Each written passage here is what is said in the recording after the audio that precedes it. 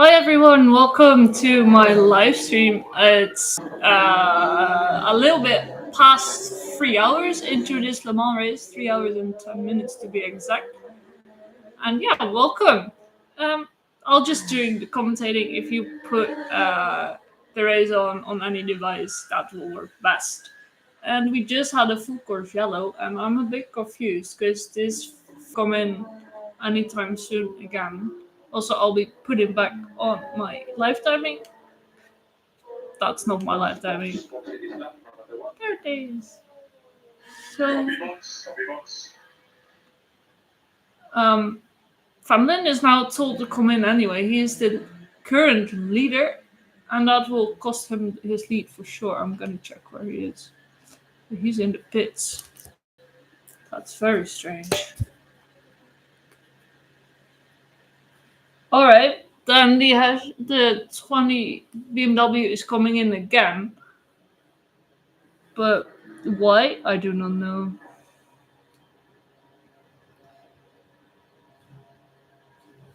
Because then we will, yes, Delatras in the hashtag 12 Cadillac is also coming in. So I think we will see Ricky Taylor in the 101 coming in soon again as well.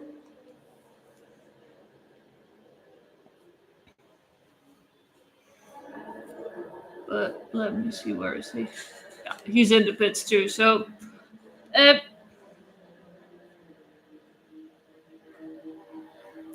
that's a little bit strange because obviously it's a big advantage if you pit under the full course yellow, but this is kind of turned out to be a disadvantage, except that you don't have to put the time completely full at this time.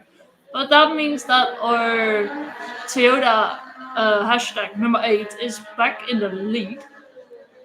Although Toyota have done a very interesting strategy because they are out of sync with everyone else. As we see the 101 in the pits, we finally see a little bit more of the pit stops. It has been quite rubbish because during the pit stops in the LMP2s, the 30 has gained the lead and the 28 has lost 2 places in that pit stop sequences, but we they didn't show us apparently. Very strange. Anyway, that means at the moment that Toyota 8 is in the lead, the BMW 20 is in second, and the Cadillac 30 is back in third, and the Cadillac 12 is in fourth, and the Cadillac 101 has lost quite a lot of places. He's down in ninth. The Toyota 7 is probably out of the running with a slow puncture. They had to um, come in quite recently as well to get that tire changed. So they're now back down in 15th. So I don't think we'll see a lot of them anymore, sadly. But the Ferraris are currently 6th and 7th and 12th, if you want to know. And then we have Alpine 35 in 5th and the BMW in 8th. And the Peugeots are horribly lost. I really feel sorry for them. The number 18, the number 93, currently in 18th, has literally been lapped. And this 94 was almost being lapped, so it's not looking good for them. And in the LMP2, it's the 30, the 29, and then for some reason it's the 343 currently in third. I hope we'll see some of that soon because like I said, the 28 has lost places in the pit, but I feel then they lost places again. Oh, they're very close. The 28 is literally, that's the IDEX Sports, is literally less than a second behind the 343, and that is the Inter-Europol competition. So I hope we will see that battle on track in a little bit. Because as you probably have no will know by now. My lifetime is a little bit ahead. Did did I saw that correctly? Has the Toyota 7? Oh no, never mind. The Toyota 7 is yeah no. Toyota 7 is far behind, half a lap behind the current leading Toyota. So that's that.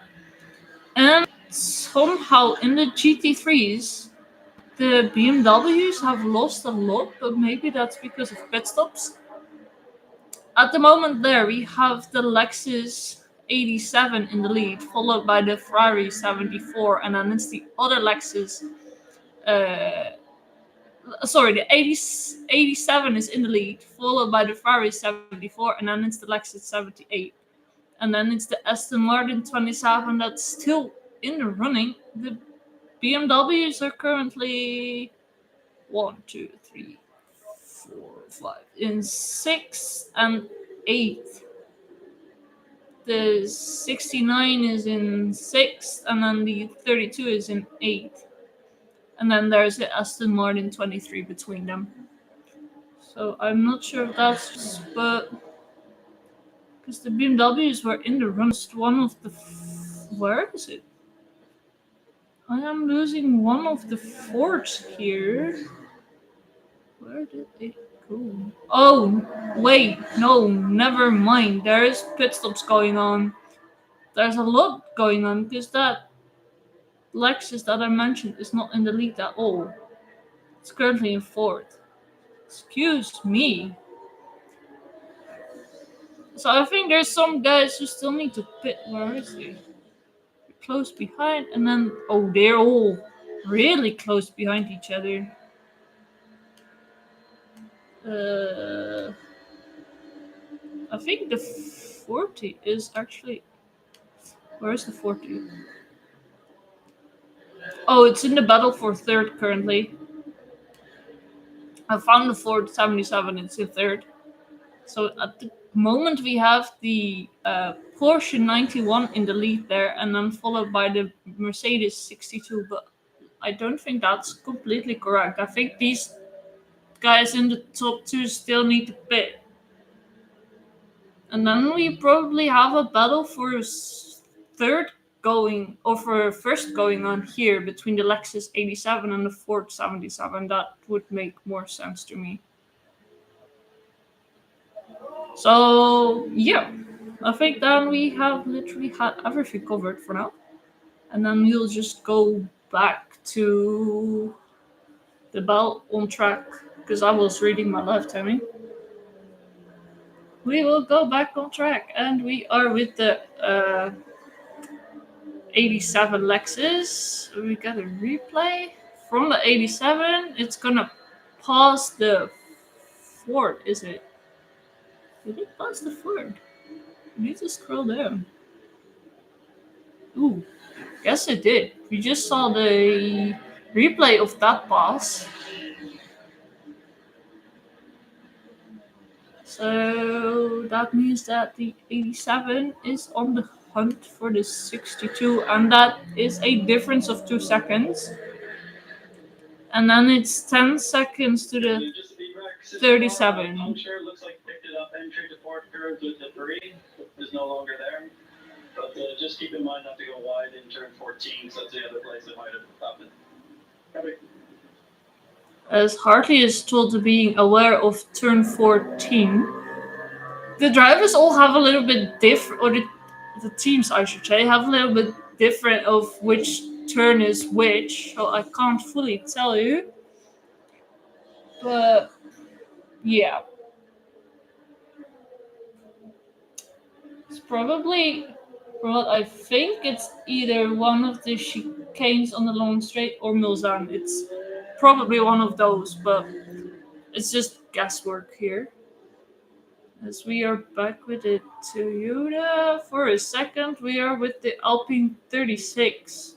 It's kind of close behind the Genesis 17 in 10th. So this is a battle for 10th.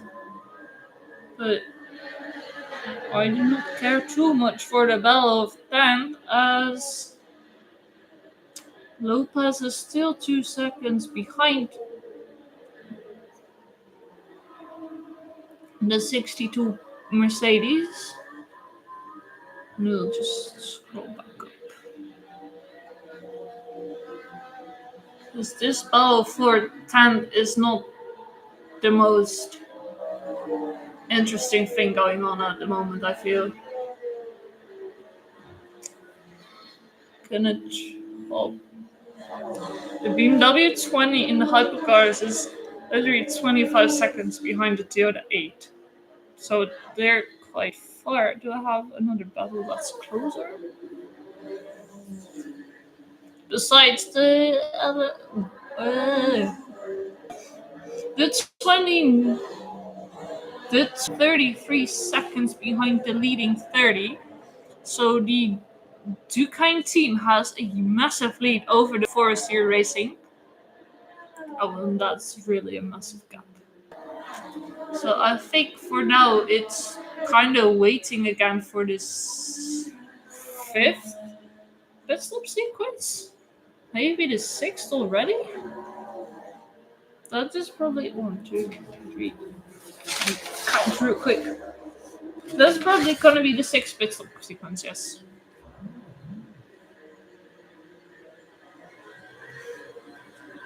As we go on board with Ross Gunn in the Aston Martin 007, a battle for 12 with the AF Corsa 83.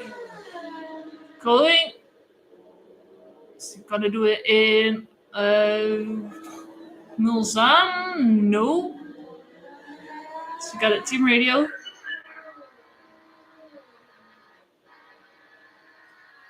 And he literally calls.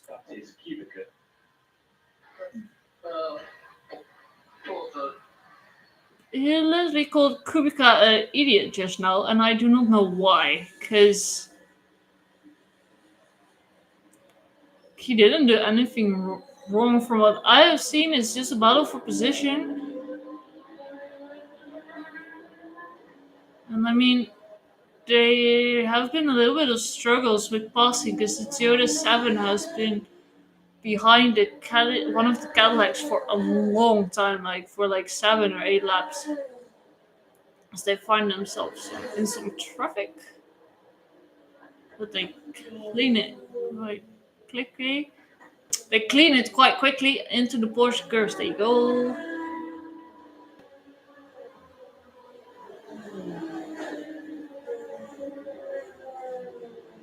The Aston is closing in a bit. The Ferraris said that they can't drive close behind another car, so that's a big disadvantage for them because the Ferrari 50 was in that battle with the 37, had to pull out a bit.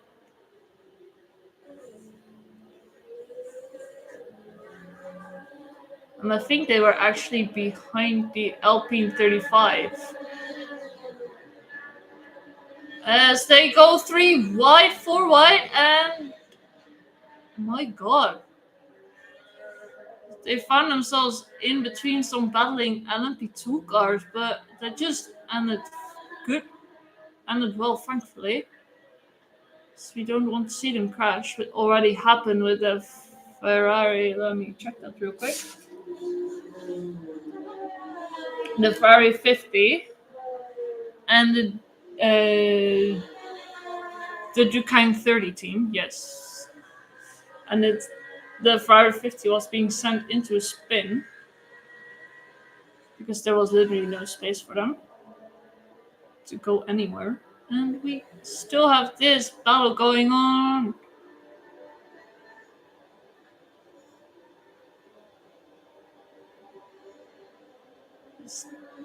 The Aston had to go a little bit wide.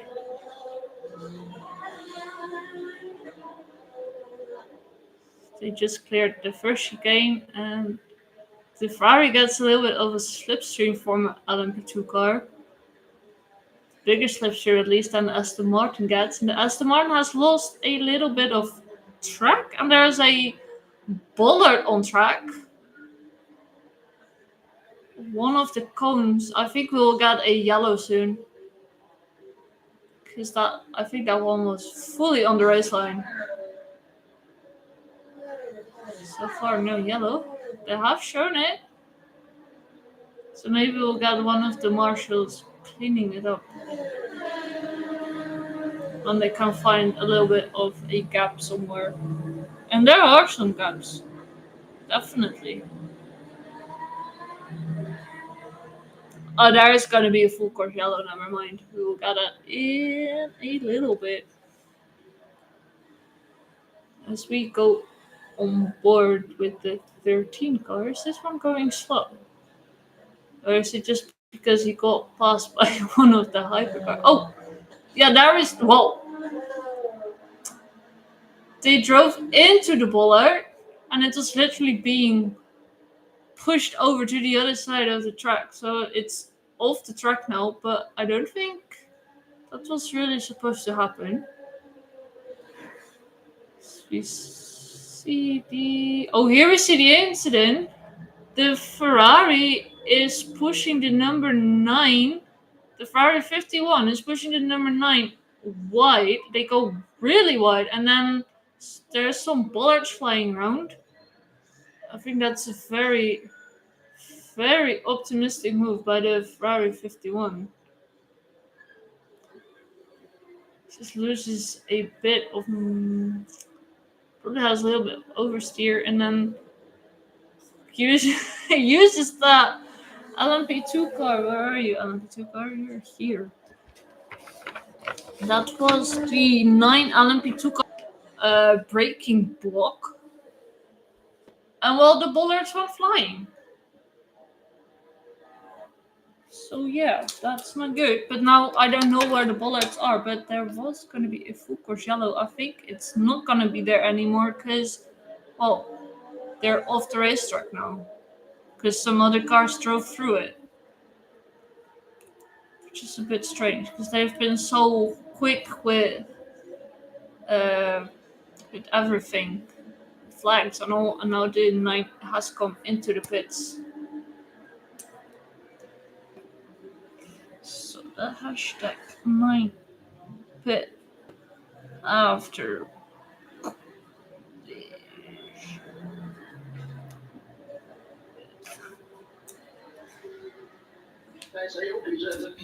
hashtag.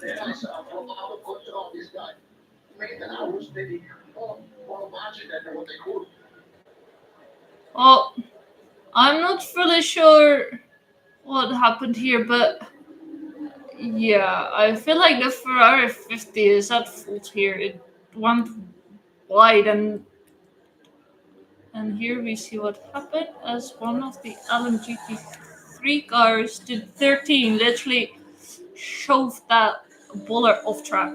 So thank you, 13 Autosport, for clearing the track for us. I hope you don't have any damage. So it's a eventful hour for the Ferraris. Had that incident with the 30. Now the 51 has a collision with the 9. And now the 9 had to come in for a pit stop. Here we see the 30, which is running nice and smoothly. 32 seconds ahead. 343. I think the others have pit. Where is its closest contender? As the 8 is back in.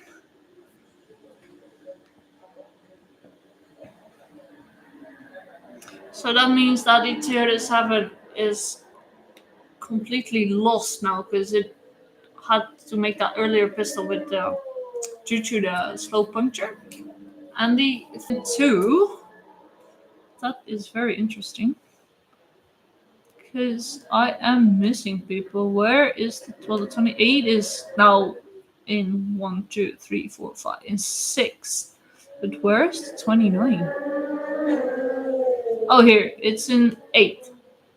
So that means that the 28 and 29 has both pitted as the 30 is in.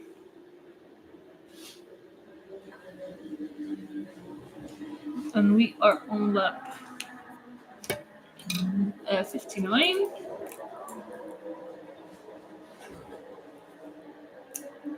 So then I think it's fair to say that the 28 and 29 probably pitted at the same time because the 28 is back ahead of the 29th. Well done by them because they were behind. The hashtag 28 and the 9 have pitted probably a little bit earlier than the 30. So I'll just write down that all was lap 58. I'm not sure, but that's what I think. And there's where are we now? We have the BMW. Is that the BMW 20? It is the BMW 20, and scroll up because it is Icon who is really BMW 20, and that means we have a new battle for first because the 8 obviously just pitted, somehow came out back in third. So the 8 is still in third. Um, actually, the 8's in fourth.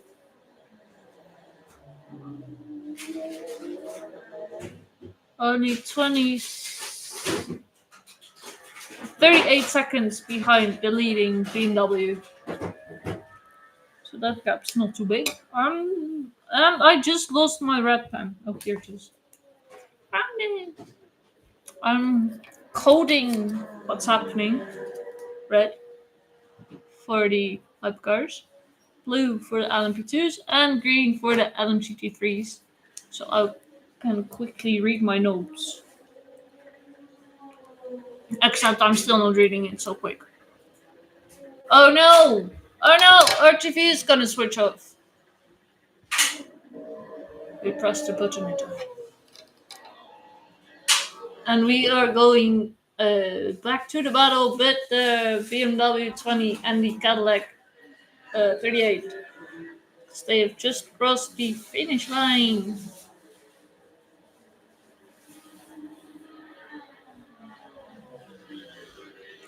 And into the Porsche. Then look, chicane they go. It's now 1 second the gap between them. I think it was a little bit less. We got a radio.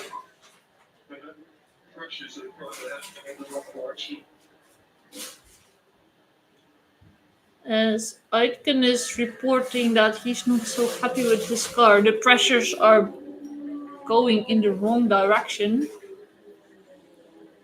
So I feel like that's probably something to do with the braking balance. That's my guess. But whatever it is, it's obviously not ideal. You want your car in ideal circumstances. But he is closing in on the BMW. It's now 0.3 as they go over the long straight. I think they're on the way towards the second chicane. Yes, they are as they go side by side, and the Cadillac has a very easy overtake, and it's the Cadillac currently in the lead.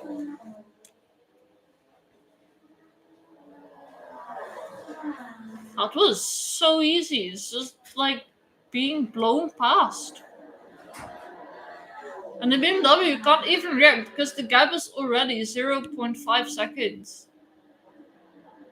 Maybe a little bit more, 0.7. Or is the BMW going to react? It now has the slipstream of the Cadillac as we got a radio.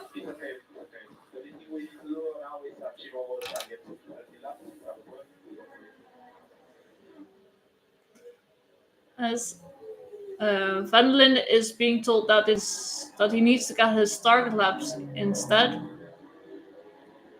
I mean, they still have more than 20 hours to go, so should be all right. So that means that if 38 takes first from the 20 as the 24th, I'm gonna have a real quick check.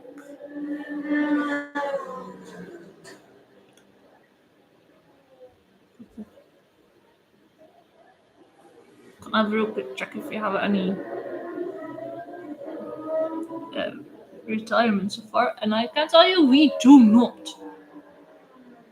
The only car that has lost a whole amount of time is the DKR Engineering. It's second to the last, 8 laps down. But they're still going. And this 62 Mercedes is also 8 laps down. That one is in last, but it's also still going. As Van der Linde is now 1.7 seconds behind Aitken. That one's so quick. So insanely quick.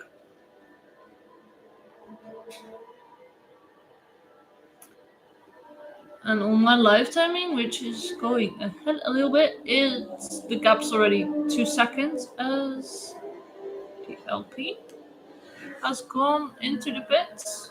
Does that make sense? Yes, that will make sense as the 8 has just come in. There he is, the 35 pits, and then we will have. Who's gonna come next? I do not know. Probably could be the Ferraris, because the Cadillacs were going long. The BMW 20 was going long.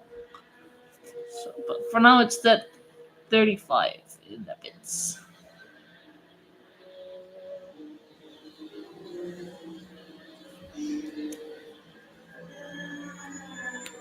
As we go on board with Pierre Guidi in the Ferrari 51. And he is a little bit in no man's land. He is 2 seconds behind the Ferrari 50, and he has a 2 second gap lead to the BMW 15. So that's pretty decent. They obviously just had an incident with the 9, but I don't think they had any damage from that. Because they're still continuing nice and quick. As the 19 Genesis is in the pits, and we have a drive-through for the car 51. That's why they're showing it. The Ferrari 51 is getting a drive-through penalty. I need my pen, just my normal pen for that.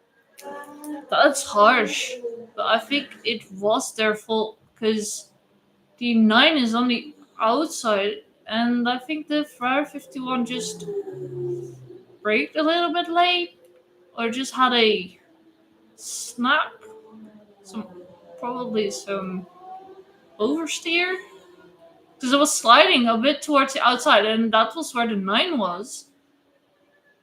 But the 9 could have given him a little bit more space, I feel. I think this is harsh. So what can you do if your car is sliding to the outside? Not much. Anyway, that is a big thing for.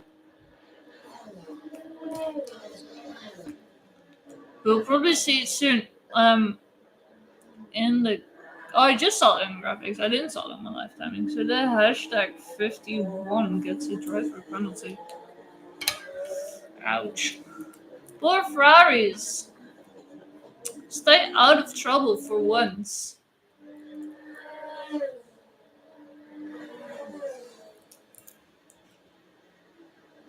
I was more expecting that this race would be decided on driver penalties for track limits, but we haven't had any track limit warnings. We just had incidents, and then they're given driver penalties for it.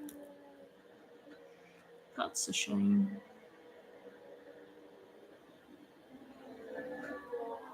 Ooh, the Ferrari 50 is gonna come in soon, and we will have the 17 Genesis coming in soon as well.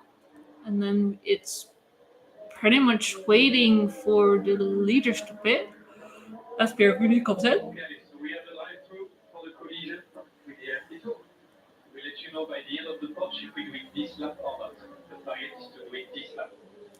Well, the target is to do this lap. This radio message is obviously a little bit delayed.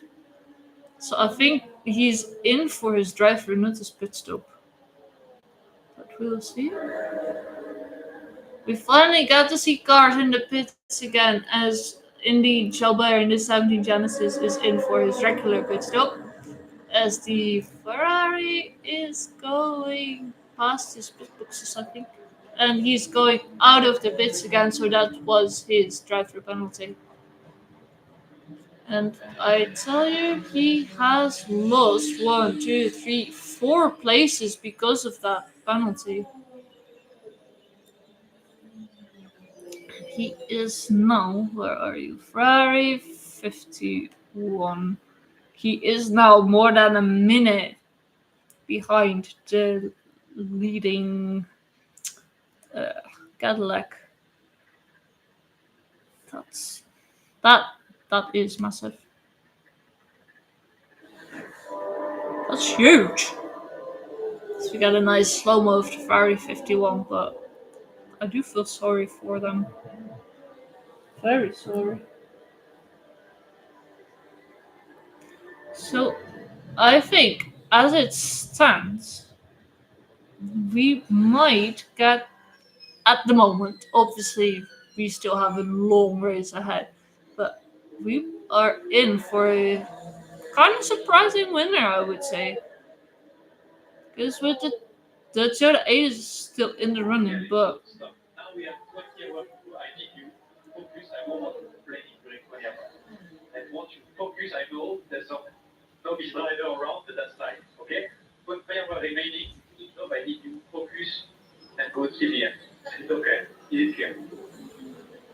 Pierre Guidi is told to keep on focusing. He's doing a good job. I think he is probably fuming in that car right now. He will probably feel that that penalty is harsh as well. But it's not fully over for him, as we have one of the Lexus in the pits, and I think is that our leading Lexus. That is the green Lexus. 7. Oh, it's not on this sheet. It's on my sheet that I literally just lost right now. Right. My map of the circles on top. So we just had. I think.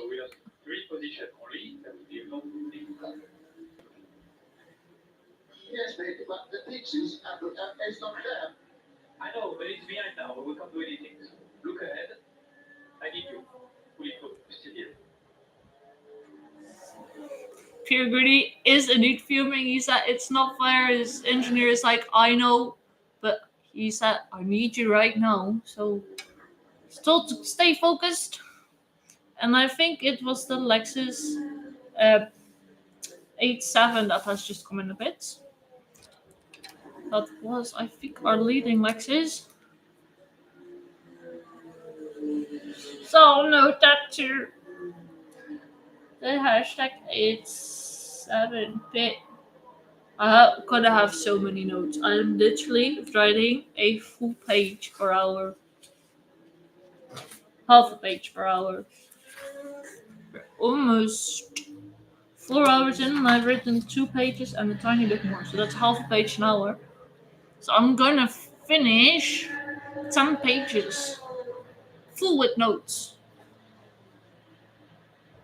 As the Ferrari 50 is in for his normal stop, the Toyota 7 is in. So we do have a few pit stops again. And in the LMGT3 at the moment we have this 7-8 Lexus ahead. The 91 Porsche in second, and the Lexus 87 in third. And we have a battle for fifth currently going on. Ooh, one of the GT3 was pushed really wide by one of the LMP2 cars, like really wide, and he lost a few places. Did he lose a few places? Well, he did lost a lot of momentum because of that.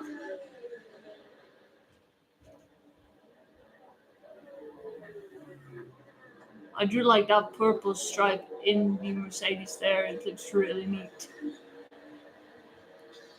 It's now I think that Ferrari 74 is probably really close behind. Is that the Ferrari? That is. Eh, Ferrari 74, where are you? Not on this sheet. It is the Ferrari. No, that's the Castle Racing. That is the Ferrari 74 indeed. It's very close behind the 62 Mercedes now because it was pushed wide. And with wide, I just mean very wide. But so far, the Mercedes is hanging on. It means a little bit of breathing space for Drudy in the 27 Aston there. Just a little bit ahead. No, that's not one of the cars. That's the band. The band's far behind. Very far behind. At least it's still going.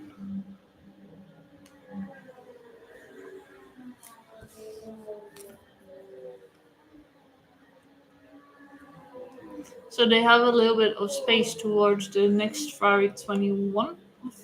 Hope for them. 'Cause there's too many silver cars. I swear. Why do they all make them silver? It's so difficult. As we have the Lexus 7-8 in the pits. And that means the Porsche 91 is taking over the lead. Hashtag 7-8 pits.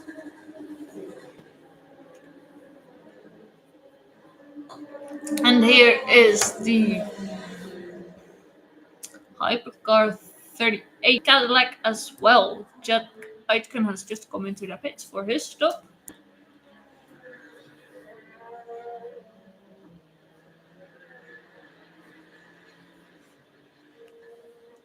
Ooh, the Lexus 78 has lost a lot of time in the pits.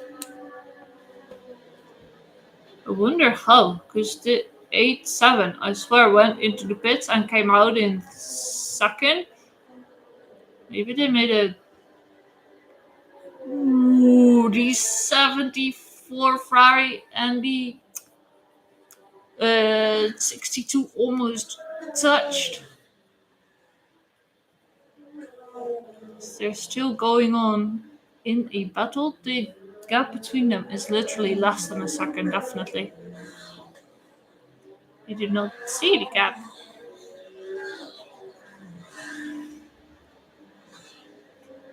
The Ferrari is flickering at his headlights to put some pressure on the 62.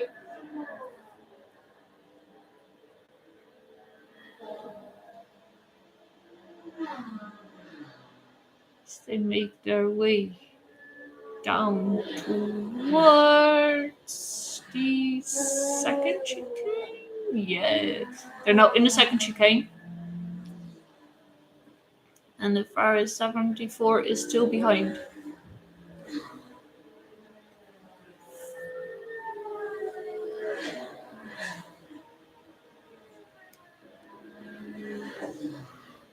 Oh, I think we do. This doesn't look good. This absolutely is not looking good. I really wonder what is going on. This is one of the Corvettes. I'm gonna have a quick look for you. Which Corvette? Oh no, this is the 13 car. Like the whole side bodywork has gone off.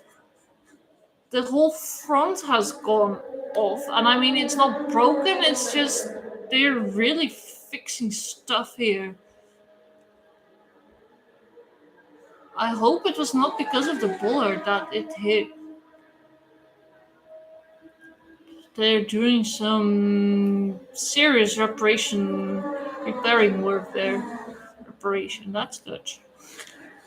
Here is. Oh, I thought here we would see what happened, but this is literally a slow-mo of one of the Astons. The 27 Heart of Racing. And this is the Lexus. Very nice. The Lexus 87. And the Porsche 91. Some nice slow-mos of the GT3 cars. And here we have, what do we have? Is this a battle for track position?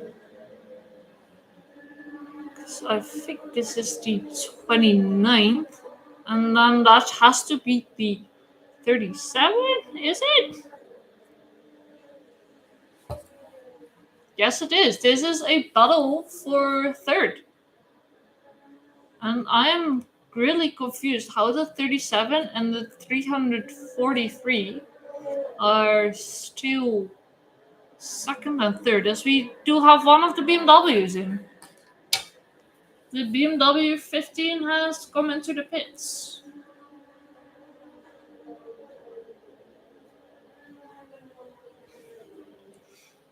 And so has the Ferrari 51 for his regular pit stop. That's very well written. I just literally wrote the hashtag after the number. But that doesn't matter. That doesn't matter.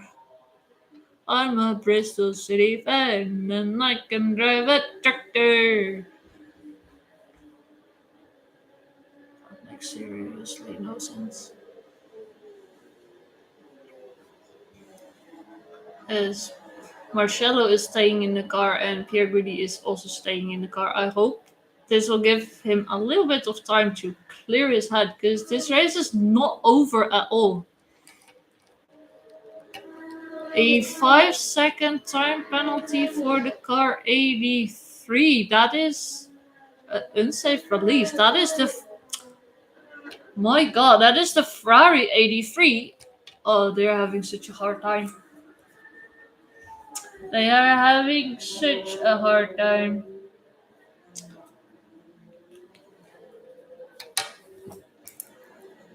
As this battle for my god, I'm sorry. The battle for third is still going strong.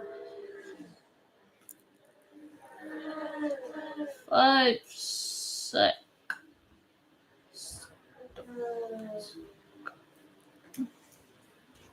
Alright, we'll just focus on this battle as long as I can until they switch. Or until there's a overtake here. Because at the moment it's close menu in the 37 in third, and it's gray in the 29 in fourth. So they find one of their way, but makes very nice space. Actually, but these Mercedes have these really nice color codes, which makes them easier to spot. But then it's a question of, do I remember them well enough? And I can tell you, I do not. As the 29 is trying to find a way through. So far, he's not succeeding. Oh, he is! He just found a way through, as I was saying he wasn't succeeding, and he just made it stick. Just after the Goodyear Bridge in this case. And I think he will run away very nicely now, because he has a good exit onto the long straight.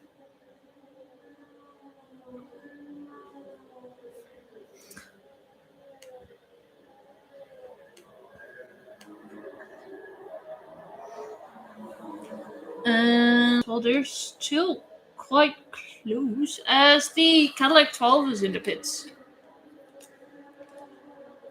So he has like 12.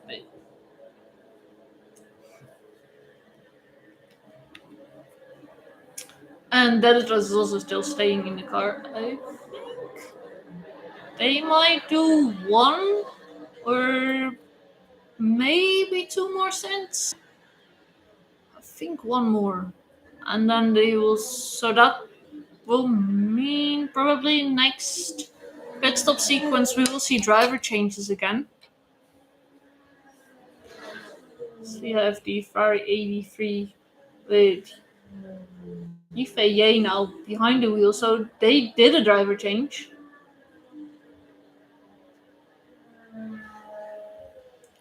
But yeah, they will have a 5-second stop and go time penalty, which is not that bad. Like a driver ban is so much worse because that literally just loses you 3 minutes. This is only 5 seconds.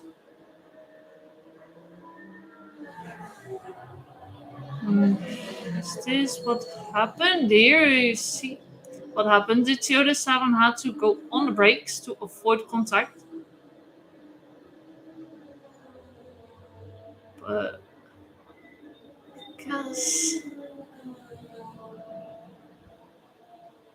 well, at least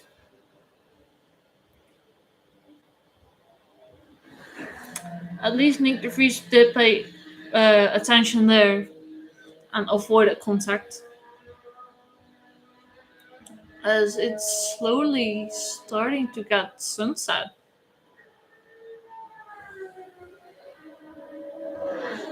And I think the Ferrari 50 is chasing down the Alpine 35, and that would be a battle for fifth. As the BMW 15 is not far off either, and then I think the Cadillac 101 is quite close by as well. So I don't think we'll really get a four-way battle, but that would be nice. Hope for it. We want a four-way battle, but we might not get it as this is the BMW 20. I think. Why does it not show that it's in the pit as it's clearly here in the pit? Thank you. Our leader has just come in, the BMW 20, for a pit stop. And that means the Toyota 8 is back in the lead. So the hashtag 20 pits. And that is on lap 67.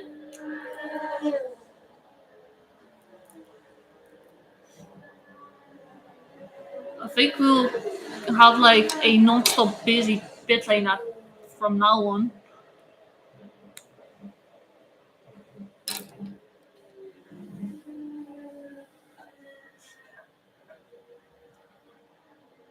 Oh, here we go. The graphics do show us that we are getting a four-way battle as we have a yellow. I don't think this is going to be very long yellow. No, it's not. It's already gone. That was probably one of the shortest yellows we've had so far.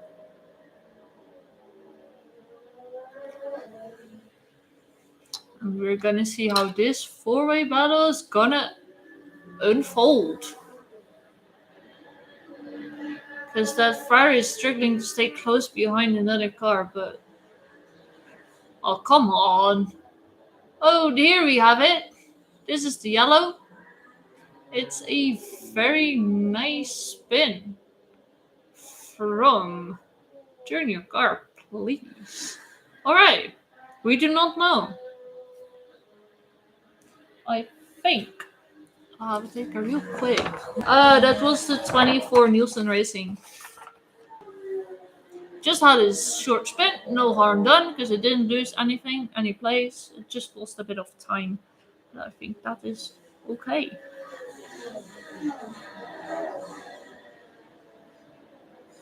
As I'm confused with what's going on in LMP2, because somehow that 343 is still in second. And Oliver Gray is in third in the 29. And Klaus Manuel is still in fourth in the 37. And then we have the 28, who was literally fighting in the front for a top three finish, but it's now in fifth. So I'm confused what's going on there. As we go back focusing on our four-way battle that we might not have because the 101 has lost it's a bit of track. It's a little bit losing time, but BMW 15 has closed the gap towards the Ferrari 50. So I think Fuoco might have a hard time getting past instead of passing. As they make their way down to Mulsanne. BMW, what are you gonna do? We're on board with Marcello in the 15 BMW. So they have to get past some traffic. A LMP2 and a GT3 car, but they give them nice space. Because there's lots of space on the straight towards Indianapolis. So they're really close behind each other now. Who the BMW was looking, but didn't dare go for it. That would be very risky indeed. Setting it on the inside into Arnage. That's only for the brave. Or for the kind of stupid. So I don't think that that's a very good place for an overtake. And Fuoco. Now we're on board with Fuoco. He's struggling to really stay on the tail of Milesi. This is obviously very fast Porsche curves.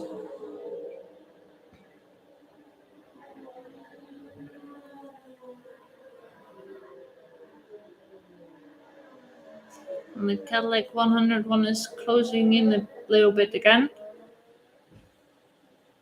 Except the graphics do not show it for us.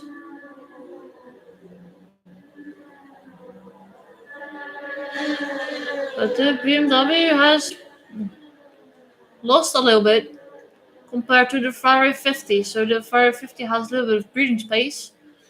And the BMW 15 is under pressure from the 101 Cadillac, driven by Taylor at the moment. So they make their way down the Forest S's.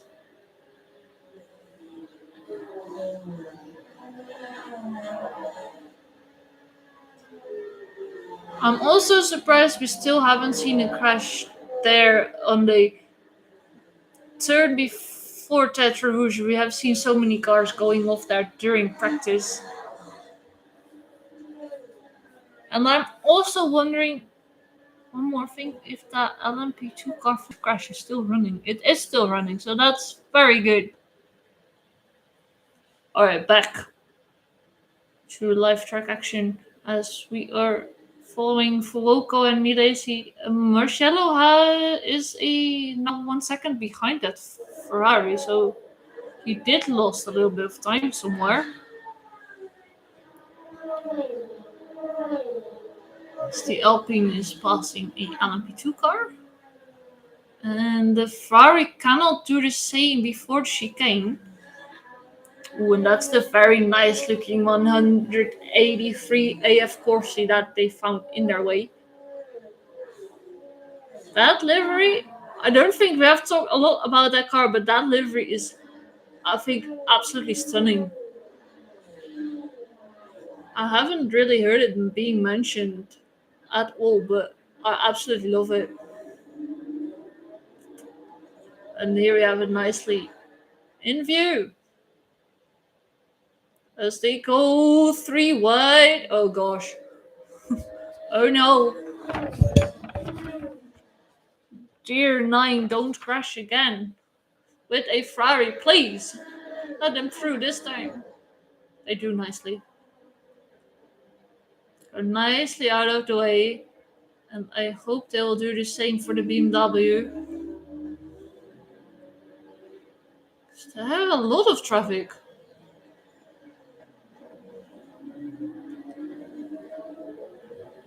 There's a lot of LMP2 cars being in the mix, as we got a radio from Foco.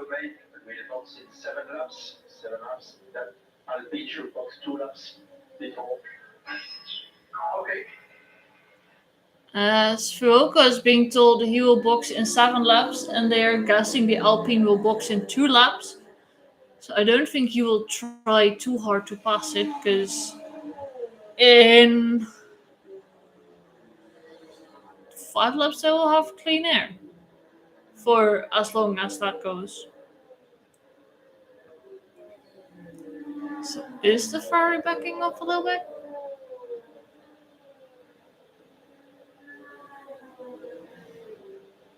Not really. At least the times do not show it. And Ricky Taylor has closed in on the BMW in front of him, but I think he's also a little bit too far off to really try and make a move.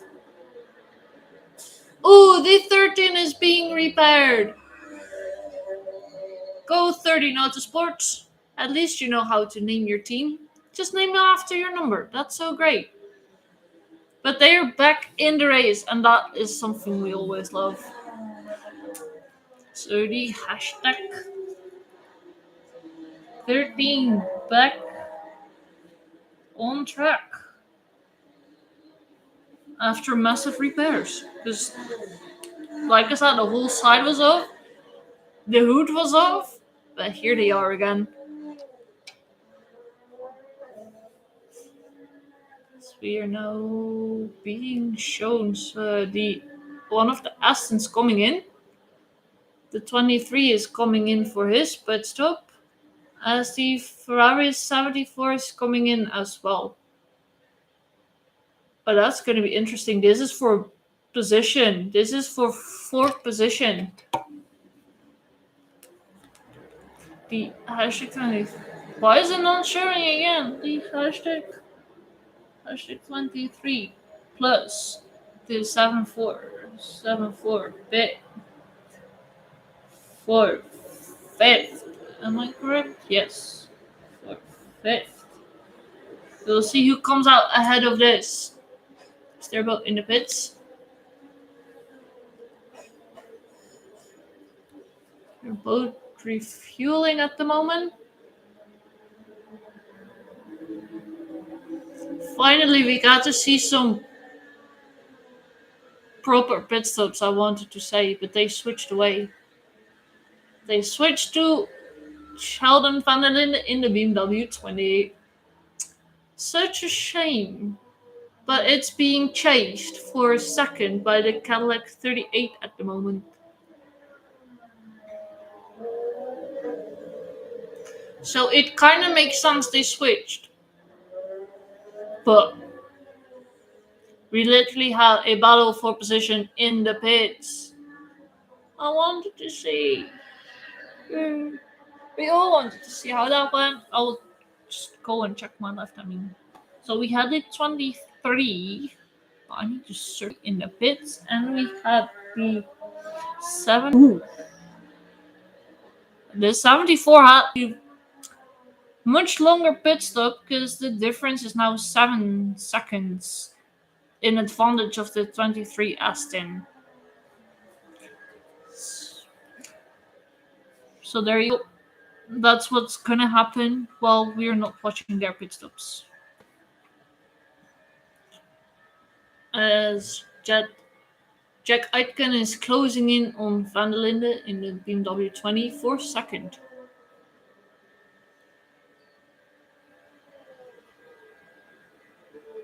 Going down the long straight into the first chicane.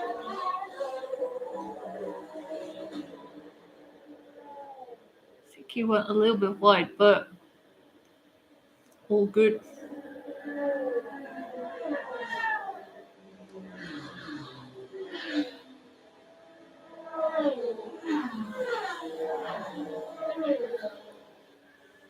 He finds a Aston Martin in his way. So we got a replay. It's the BMW taking a little bit more curb than he should. Is the Cadillac gonna do the same? The Cadillac has a little bit of a slide, and he also takes a bit extra curb than I think you normally would. That's nice to see. These people are really driving on the limits. You're literally like,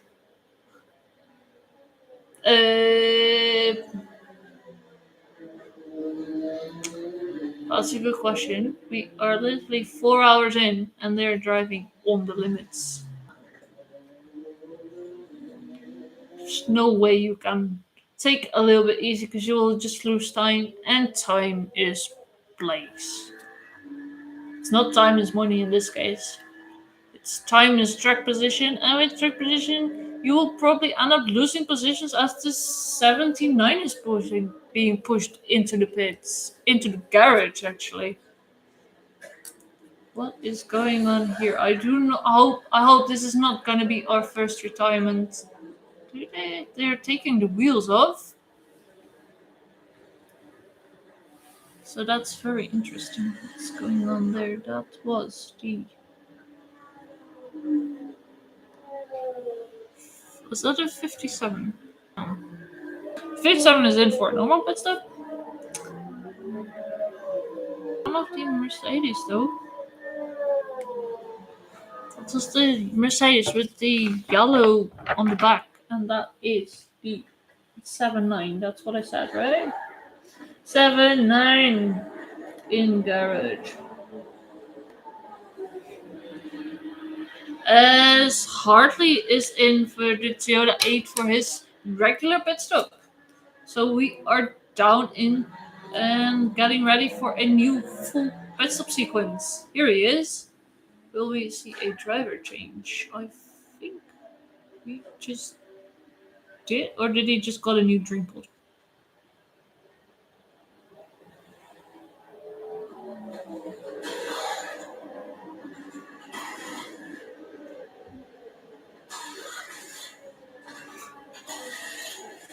Oh, I don't want to be racist, but I'm pretty sure that was Hirakawa in, and it is Hirakawa in, so they did do a driver change. So the hashtag 8 pit plus a driver change. And then I think once all the hypercars come in, we will see a lot of driver changes as the 36 is in as well. This is lap 71. Lap 71.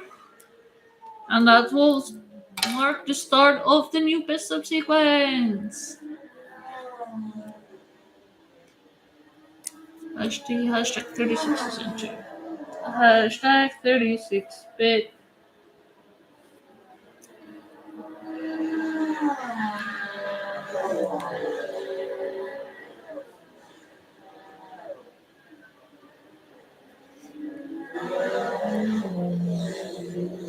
And this is the a little bit of a slide from Milesi there. Can Volko take advantage of it? So far he can't. He's still quite behind Milesi, and we have a yellow. We do have a yellow flag, and this is gonna stay longer than. Oh, never mind. It's not gonna stay that long. It's longer than a usual yellow, so I think probably someone went a bit. Probably a spin or something. Or there's some stuff on track that's being cleared. At least we have a yellow, which is gonna be cleared already.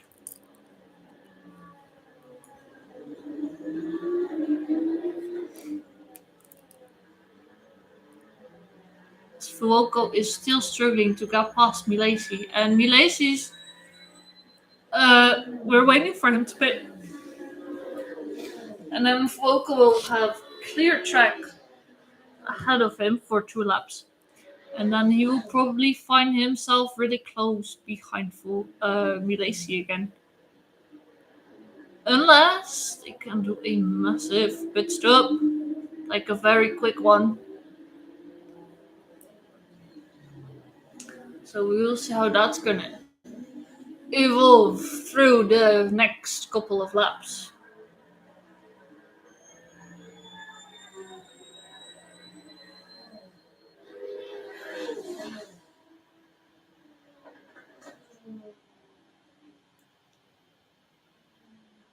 Because Volker obviously has no haste passing. Ooh, here he is again. The 79 is back in the pits, out of the garage. So I think that one will run in a couple of seconds again. The 79. It is running on track again. So they repaired it. Whatever the issue was, they got it fixed.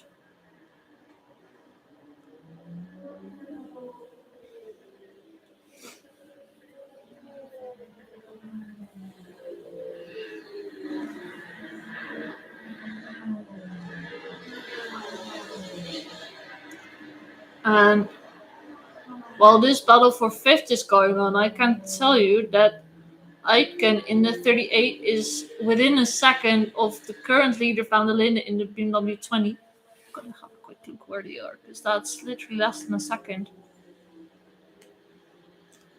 They're on a long straight.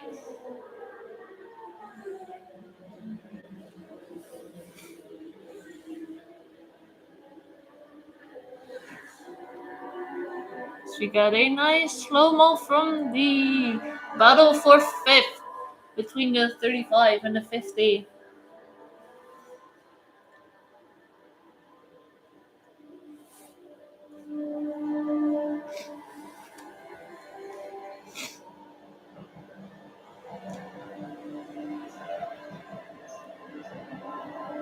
So yeah, we are gonna wait for them to hit, I guess. As they are not far behind the Toyota 8. Not far behind at all. That is. They are literally only a second behind Rio Hirakawa. We got 1.5 seconds. Oh no.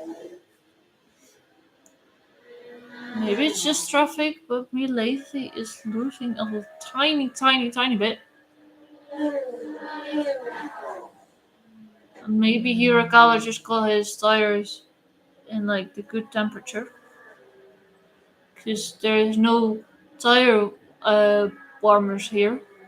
So when they go out on cold tires and it takes a little bit of time before they get fully heated up.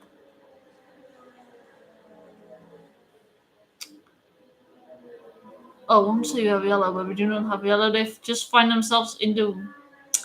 They find the United Autosports in their way for a little bit. Ooh, Aitken is going going for it. He just passed Van der Linden, nice and easy.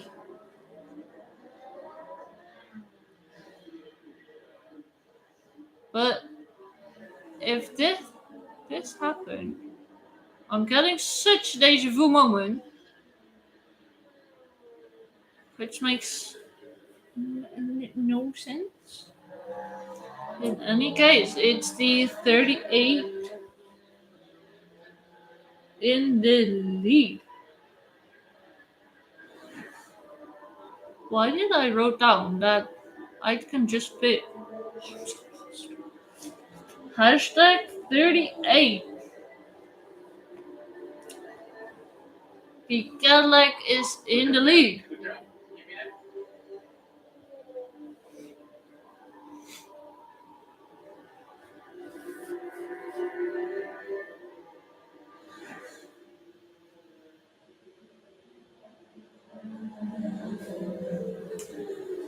And then I wonder how far Jet. Oh, Teletrust is literally 30 seconds behind these two.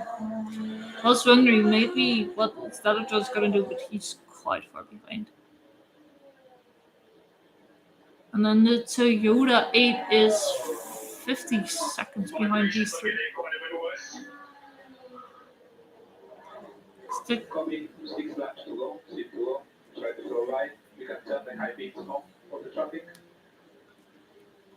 As Van der Linde is just told needs to try to survive, so I guess his tires are nearing the end. And for the Cadillac 38, it's looking good. I'll just check my timing real quick, because that probably will show me how long they've been driving on these tires. Because normally it does. As the Genesis is in. And one of the uh, Corvettes is into the Van Keaton Corvettes into. And here my live timing just updated. And it will show me if it's gonna work. If it's gonna update, it will show me how many pit stops they did. There we are. It's the same.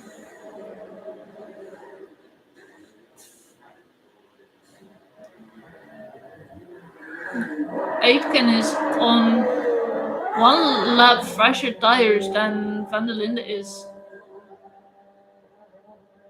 Curious. Okay. That's nice. So when I wrote down that, oh, here we are. I just, like I said, I have so many issues reading my notes. It makes sense now. It all makes sense now. They literally pitted. So this was really a battle for first, and Jack Aitken just passed the BMW 20 as if it was like just rolling by. So it was standing still.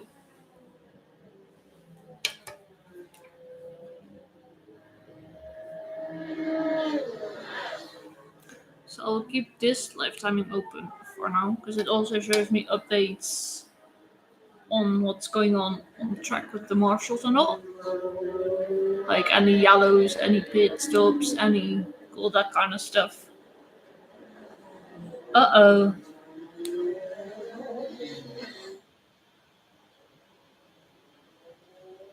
It shows double yellow, but it also says it's being removed at Marshall Post 3.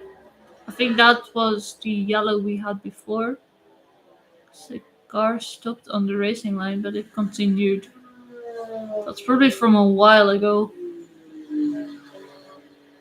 As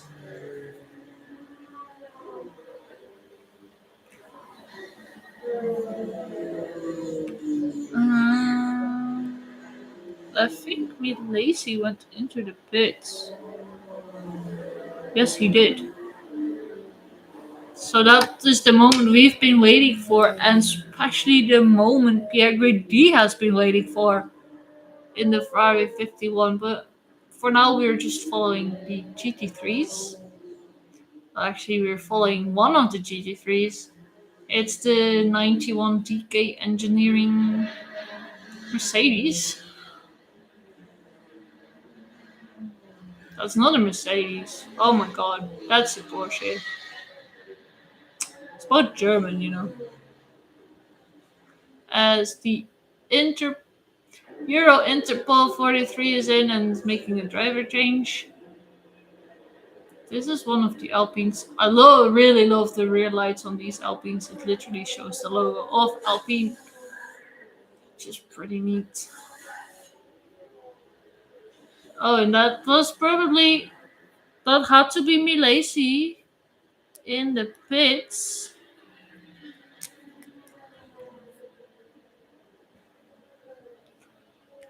If the graphics are gonna change soon.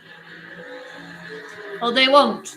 So they hashtag 35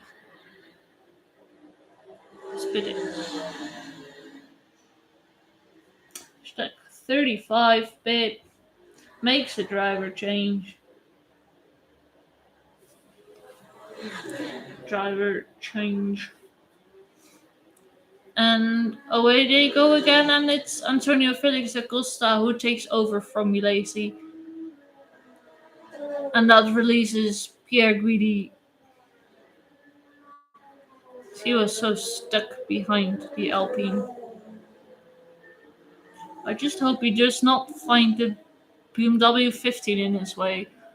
But for now, we're going to a battle for 8 with the Ferrari 21 that has just been passed by the Mercedes 62. And it's the Mercedes 62 with the nice, very nice purple LED lights in the front. So that's good to remember. Which makes sense because it has these. It's the Team Qatar by Iron Links. So I think that purple is to represent the flag on the rear. Which looks really nice as well.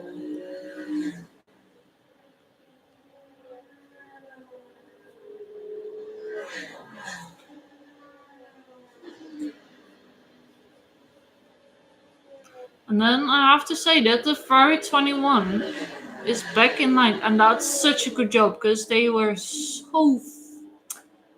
They started like. Not here.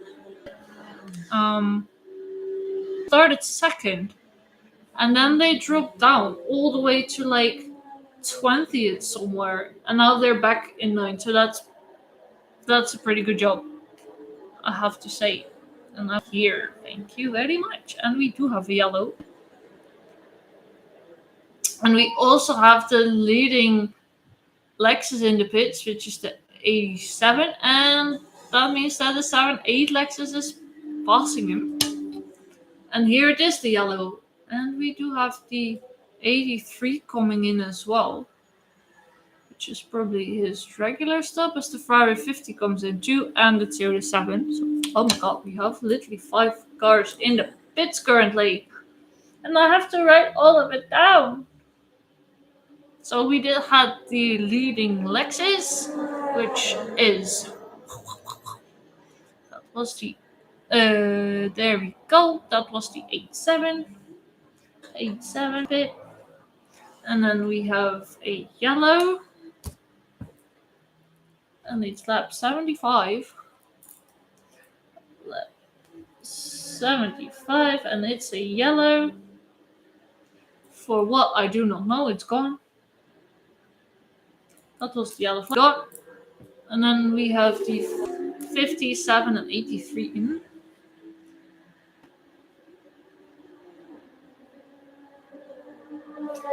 They all had they all had incidents and issues, these 3 cars. And here we got to see what caused the yellow. It's a spin by the number 3 TKR Engineering. I think they were running. Yeah, they're running in 60th place at the moment, but that's good. And they just had a spin.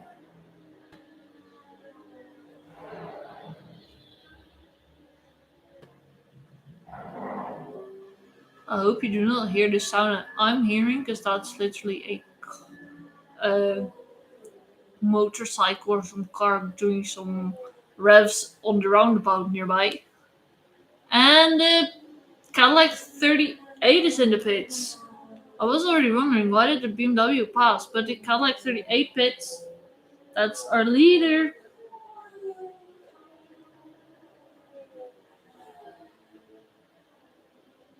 And Sheldon is in the pits. I wonder if he's also gonna... Sheldon is Van Linde is now our leader, and I don't think... Well, they'll probably do a driver change too, but I was more wondering if Jack Aitken is gonna be replaced. And here we see the Lexus and one of the Aston Martins. And then there's another GT3 car behind. This is the 87, followed by the 27.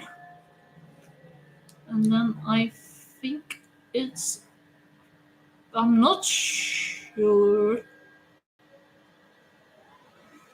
Well, this is 27. Following the Accord is 87, and then behind them it's the Porsche 91. It says, I wasn't sure, but it is. And this is a battle for second place. But obviously the Accord is 78. Lexus has just pitted. So I am guessing that these guys are they a pit stop behind? That would be massive.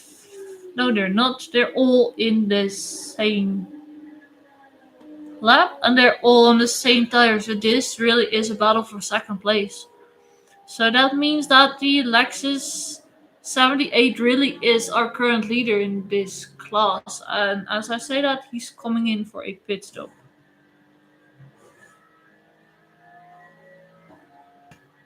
So that's interesting. So the hashtag 78 is pitting. And I need to write down that this is still in the 76 lap. 76. I'm so sorry if I really seem to be busy making notes and miss stuff on track, but if I do not make my notes, I will get so lost later on. I'm sure that I need to do a little bit of both. Which is really difficult because there's so many cars and there's so much stuff happening at the same time. Like if there's 5 cars in the pits, I only have one hand to write it down. Like, but for now, we're doing good. We're doing well. It's going well. And Kobayashi is gonna pass the 17 Genesis, which is currently being driven by Durrani.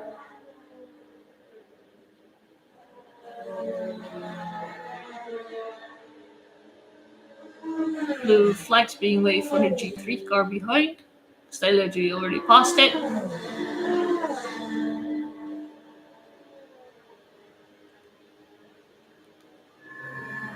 And the Toyota taking the slipstream. They're going side by side.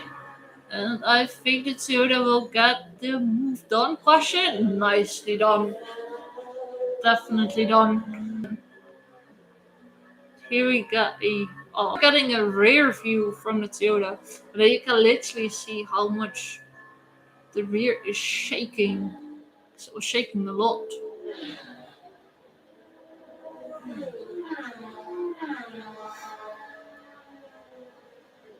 Maybe you should find someone else. This is the onboard of Terani. No, they just have the United Outsports in their way. As Terani goes around the outside of the United Autosports. And there in the background, we do have our GT3 battle again. And here in the foreground, we have. This is one of the Alpines.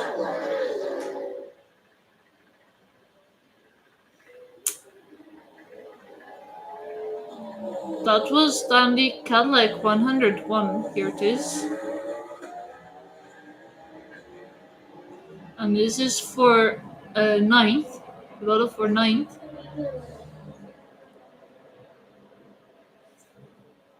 And I think as it looks, Da Costa's going to pass Jordan Taylor in the 101, as the Ferrari 51 is also in the pits again.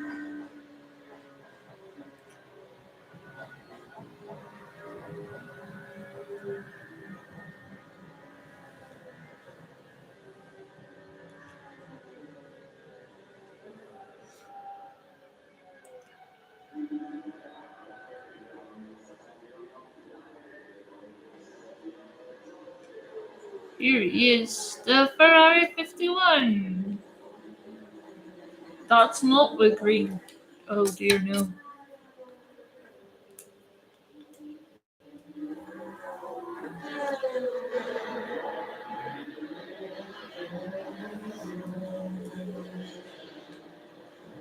I do have to say that this is a this looks like a complete new pit stop sequence. It has to be.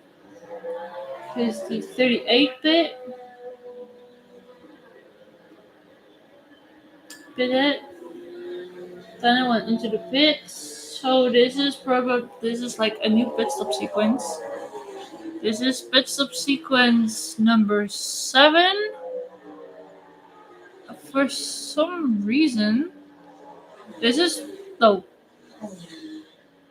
This is confusing. Some people have pitted 6 times, some have pitted 7 times, and then there is the Persia who pitted 5 times. Somehow, there is the BMW has only pitted 5 times, and Luis Delatras is in for his 7th. He'll comment in it. He'll comment soon. Don't worry.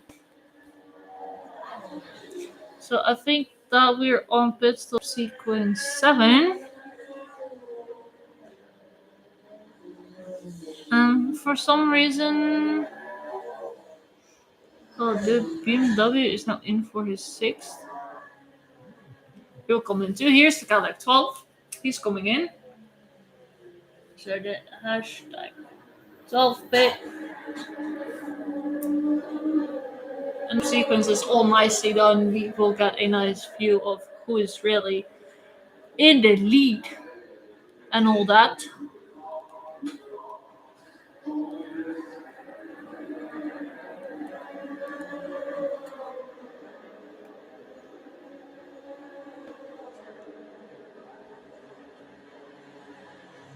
And here's the BMW 15 as well. 15-bit.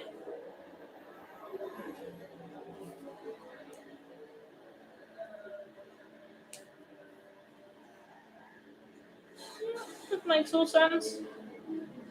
We're literally here somewhere with a cool new sequence, like somewhere probably here when the 8 went to do the pits, because the 8 came in first.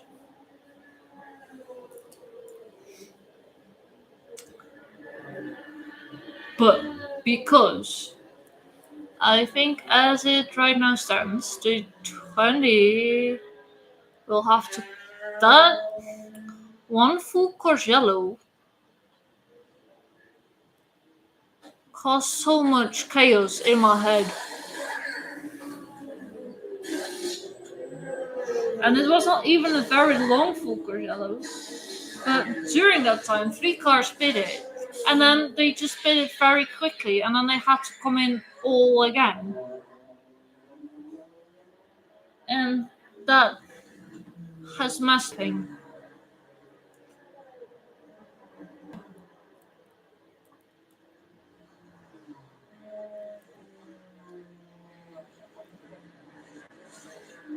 But that would also make sense why some have a pit stop more or less than others.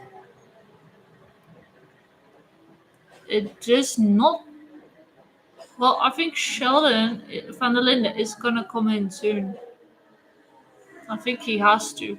As we have a battle for first going on in the LMGT3 with the 87 Lexus and a 27 Aston Martin, because obviously that 7-8 Lexus has gone to the pits a few laps ago. But I am gonna tell you that a 27 Hardwood Racing Aston Martin has to come into the pits soon as well. So this a bit different pit stop strategy.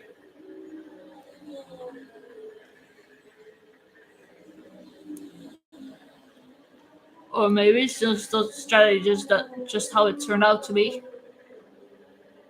Which also makes sense. They are all on 6 pit stops.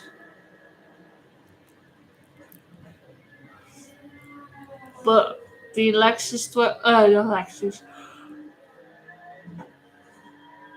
they showed that the Aston Martin 27 is low on fuel. Here we can see it, the virtual energy tank. It shows 11% fuel remaining for the 27 Aston Martin, and it shows 69% remaining for the Lexus. So the Aston Martin's gonna come in soon.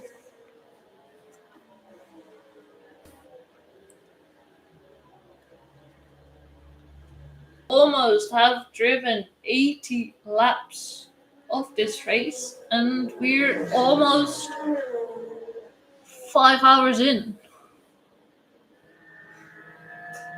5 hours, 80 laps.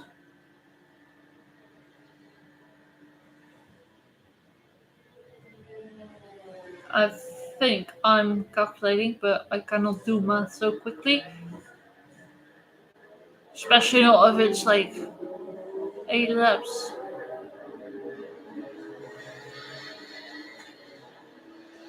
I don't think. No. I don't think that the distance record is gonna be smashed this year. They're literally only like 3 seconds, or like 3 laps of the 400, which has never been reached.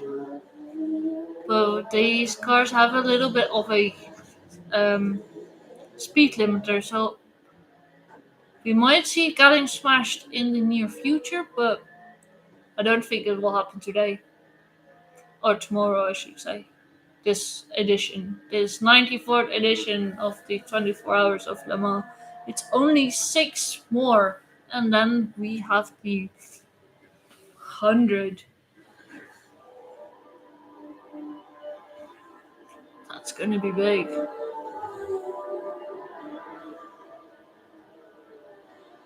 So we have a decennium of history of racing, which is incredible.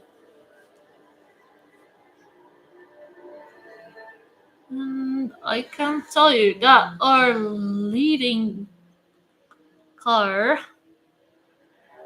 the hashtag 20 BMW, has gone into the pits for his 7th pit stop.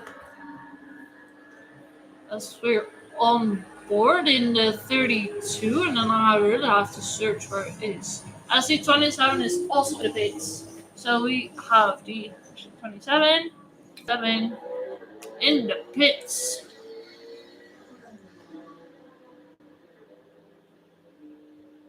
The hashtag 20 in the pits. And that is all on the famous lap 80 of this race. And here we see the BMW 80. 80 laps in. And it is Hirakawa who takes over the lead again.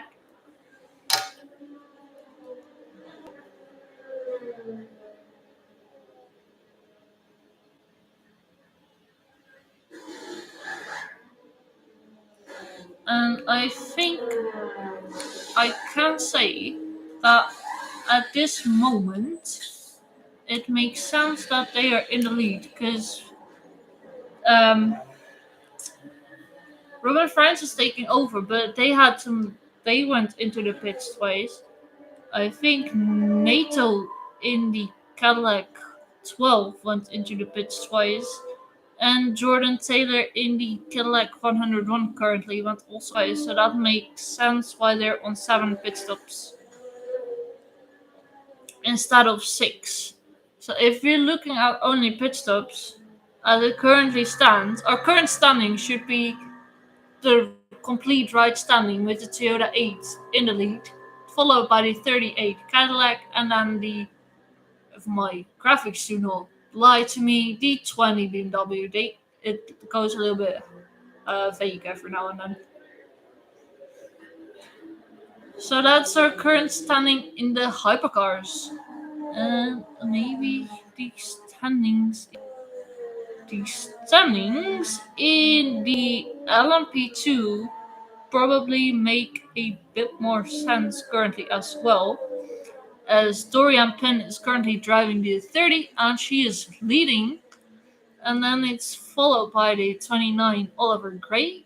That does make sense, and then for now it's the 37 driven by Theodore Jensen in third, and that does not make sense yet because he is indeed on a pit stop pass. Pin is also on a pit stop pass. She's on 5, while Oliver Gray is on 6. Theodore Jensen will have to come in soon, and then it's the 28 with Rini Shella behind the wheel in.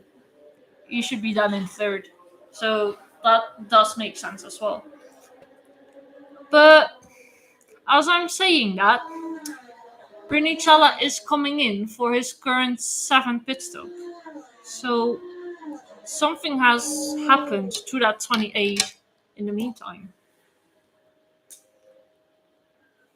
So the hashtag 28 pits. So I think they were already losing time in pit stops, so I think they actually just lost even more time in the pits than they would like to. And here we have a check. But this is our 28. That is correct. The IDEX Sport, which is somehow struggling with pit stops for some reason. Maybe we can find out here why. Well, they do have a few crew members walking in each other's way, but that can't be the reason. Alright, they do not show us more than this, so I still cannot tell you exactly.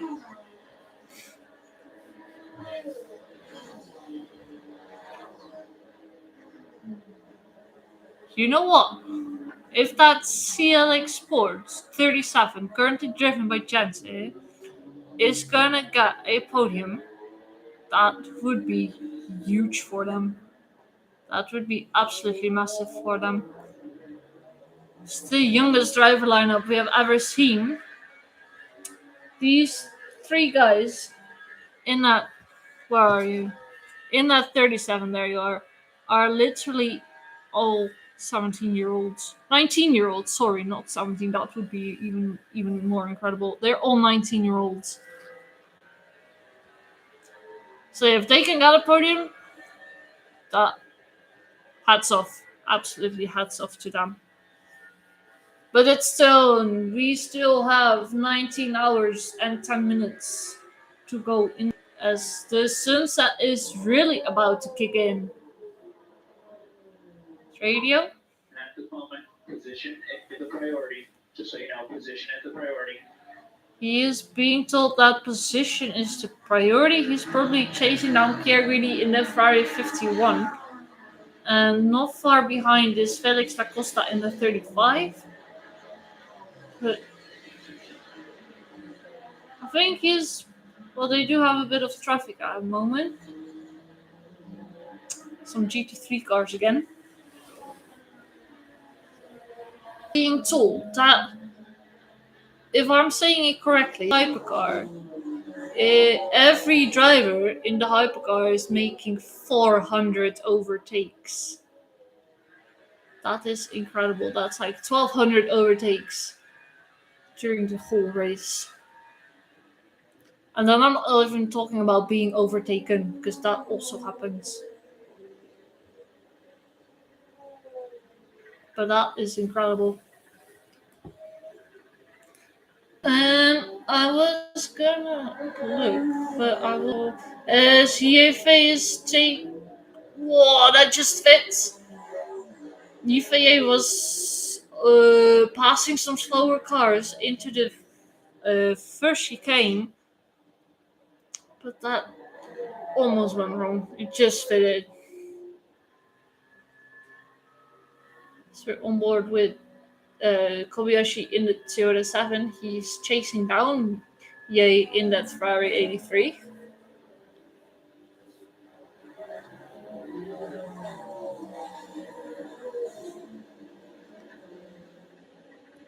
As I can also tell you that I think in the I still have a bit of time before, hopefully, before Kobayashi's gonna really make that move. That in the GT3, Lopez is in the lead in the 87 Lexus. Then it's Cottingham in the 91 Porsche, and it's David in the 78 Lexus in third.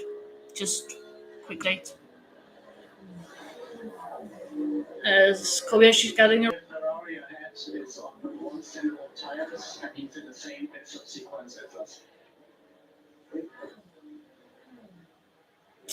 Kobayashi is being told that the Ferrari 83 is in the same pit stop sequence as them and on a little bit older tires. Is that correct? I'm pretty. No, they're literally on the same tires. But Kobayashi is a pit stop. Uh, has one more pit stop than them. So if this is definitely for position. And somehow the striking distance is within 7 laps, and these guys are literally 1 second behind. So I do not know how that is gonna happen, but I think that's quite a big margin. I feel, even though some cars have been really stuck, so maybe it's just a very big margin to make sure they are correct. I do not trust these things, striking distance things. In F1, they're always wrong. And it would be a cheer if they were right, which was like 1 in 50. So they were not always wrong, but it was horrible. I tell you, it was absolutely horrible. The battle forecast. So I hope this battle forecast is a bit more accurate. And I'm also gonna tell you that Hirakawa is actually pushing in that Toyota 8. He just drove green first sector.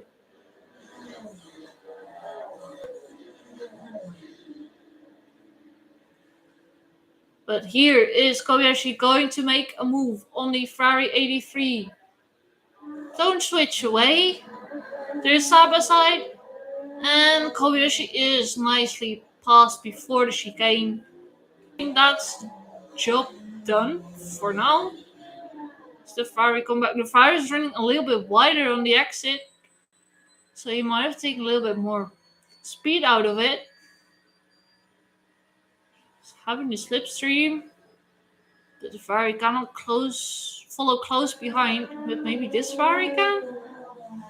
It's not going for it.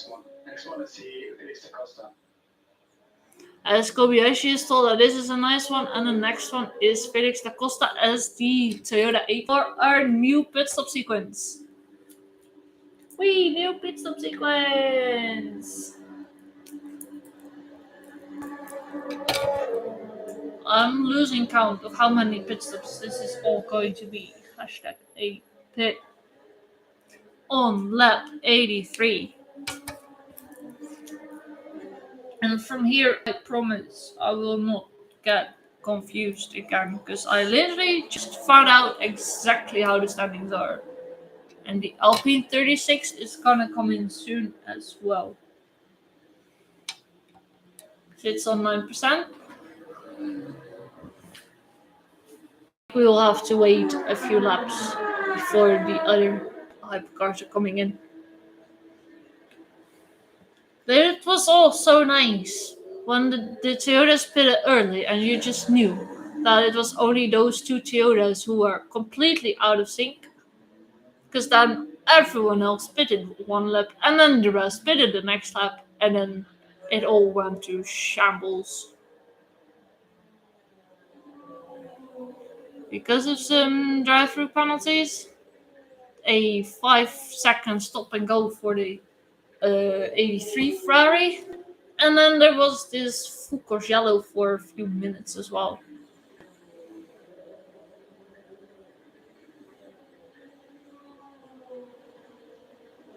as we're following the Ferrari 83. And the Toyota 7. And the Toyota 7 is not far behind Felix da Costa. It's 0.4 seconds. As the Toyota 8 has come out third during his pit stops.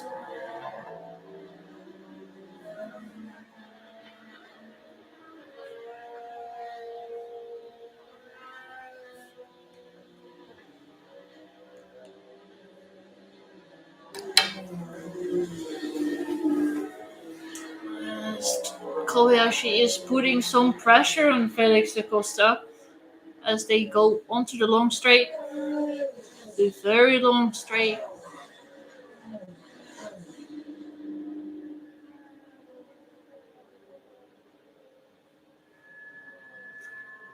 Here we are on board.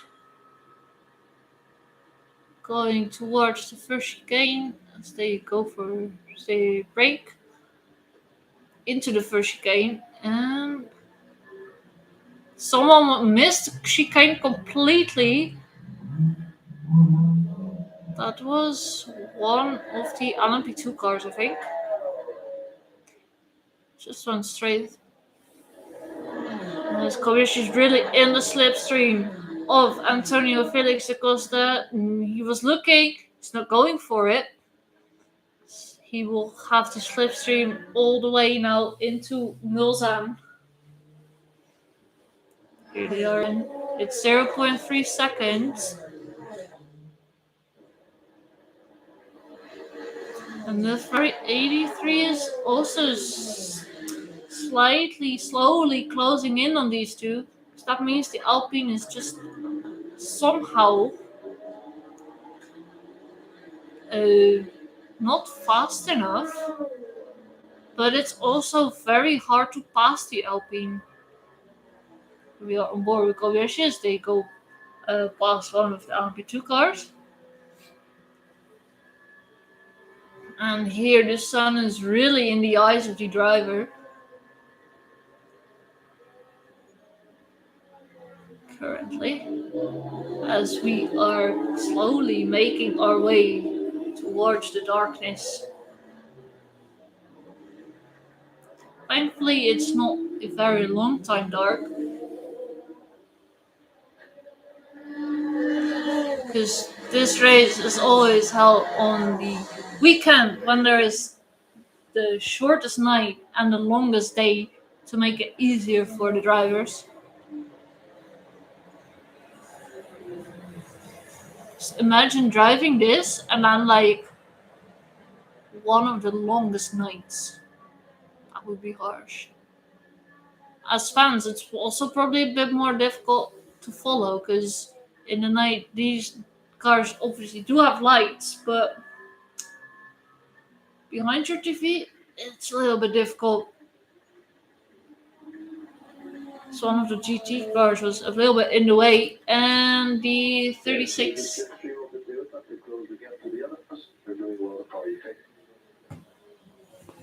Yifei has been told that he is doing a very good job and he has used the slipstream of the Toyota to come closer to the other cars.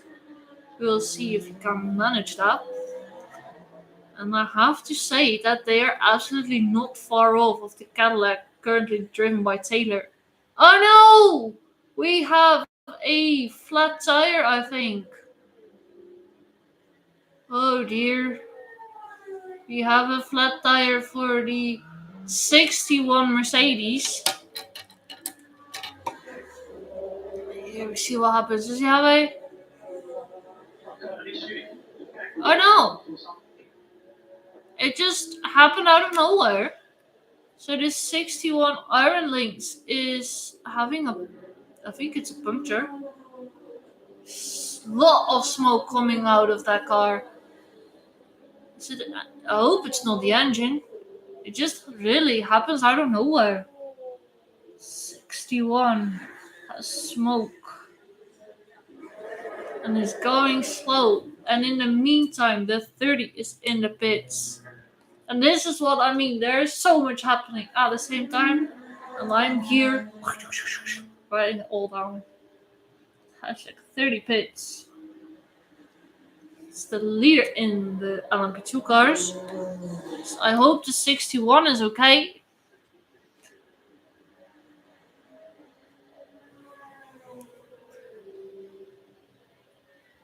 We are smoking and just, yeah, I don't know what's going on. Yeah, copy that. You come real left. Come back slowly, offline. I guess it's a chassis problem. It's the wheel is still there. It's like I think it's a chassis problem. It's a chassis problem. So come back slowly, offline.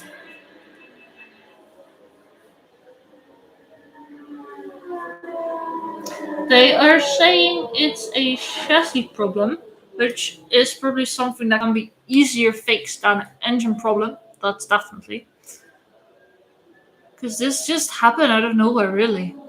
And here it suddenly started smoking, and then it was difficult, almost impossible to really steer it straight. Here it's already happened. I feel like it's more like a braking problem. There is a yellow flag as well, but that's already gone. So that was a very short one.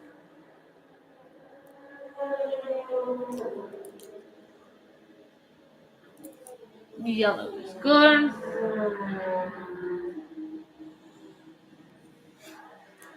And this 61 Mercedes is gonna go on the dollies. So having a look at it. As Okay, we'll pull full energy and we'll be the end of the race plus. So that's it. oh no, they're saying it's probably the end of the race for them, but they will have a check because obviously that would be so sad.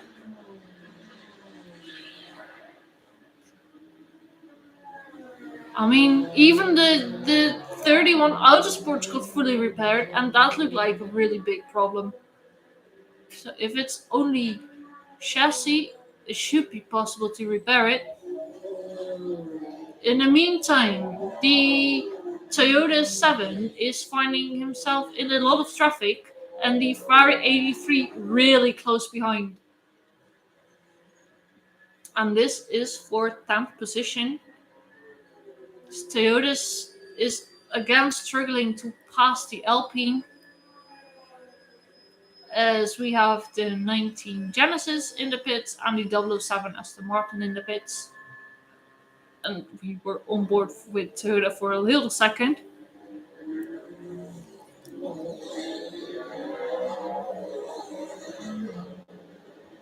As the 61 is now pushed into the garage. And that means that they can work on the car with more mechanics than just the four that are allowed when it's in the pit lane.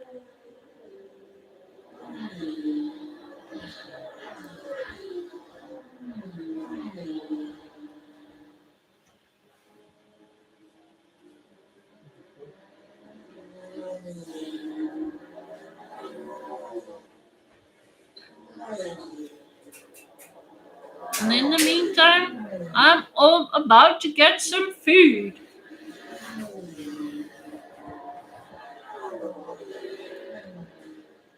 Dee-da-dee-da-doo. Oh no!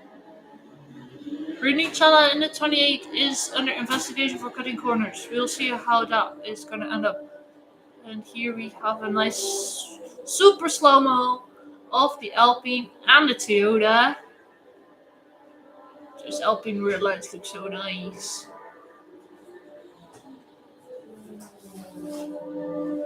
It's about, as it's I think fully sunset right now. And then we go into the night. And then after the night, we go back into the light. Oh, that rhymes.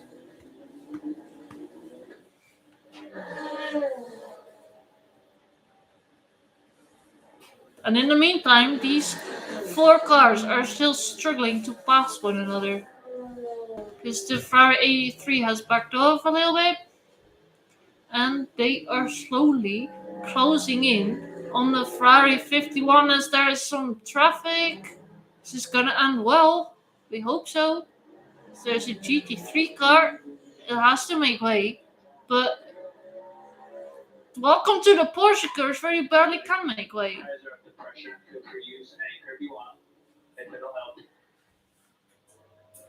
And Taylor is being told he can use the card. Oh! We just got pranked. One of the Alpines 35 is going into the pits, as is the Ferrari. So that's bad. The Toyota 7 has some clean space and can probably catch up now to the Cadillac 101. 65 is in. Oh no, this is my wrong pen. Hashtag. Hashtag. 5. Hashtag 50. And one of the Genesis, the 17 Genesis, is also in the pits. No driver change.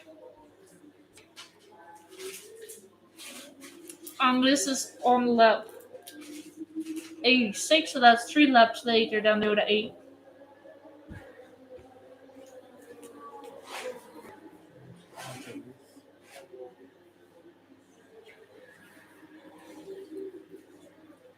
They're nice new rubber. Or is it? Oh, never mind. It's nice old rubber.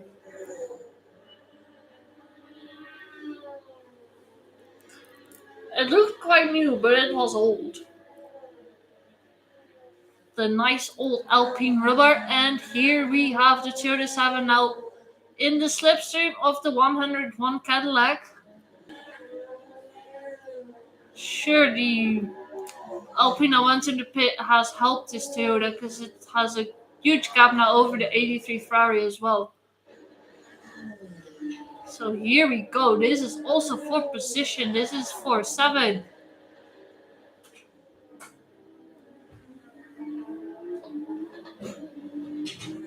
They are down at Milzan. And up ahead we can see the Ferrari 51 currently driven by Pierre Guidi.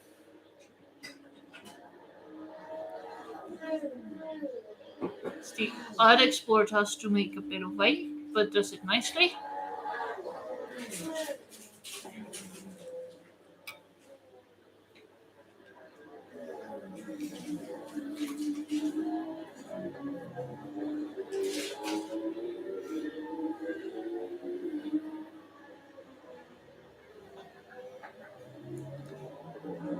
Oh, but these guys are gonna have to pit as well. I think we can expect the Toyota 7 coming in this lap, and then the Cadillac 101 next lap.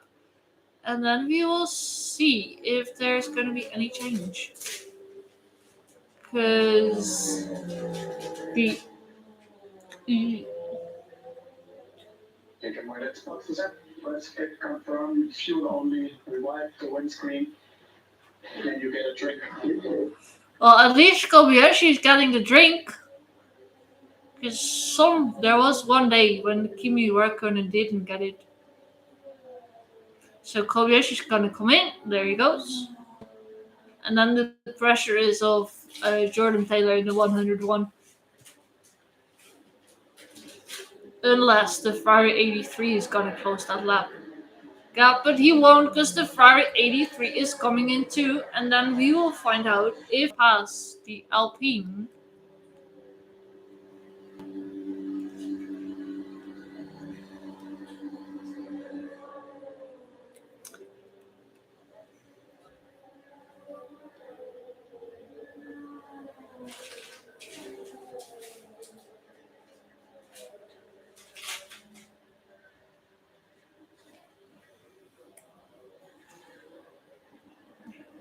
Or are they gonna get stuck behind each other again?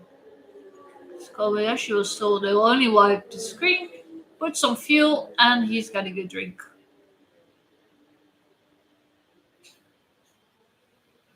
Are they gonna end up behind the 35 again? I do not know exactly because I do not have the. Well, the Toyota is staying ahead of the Ferrari, but just ahead. This time, no unsafe release. And they are indeed ahead of the 35 Alpine.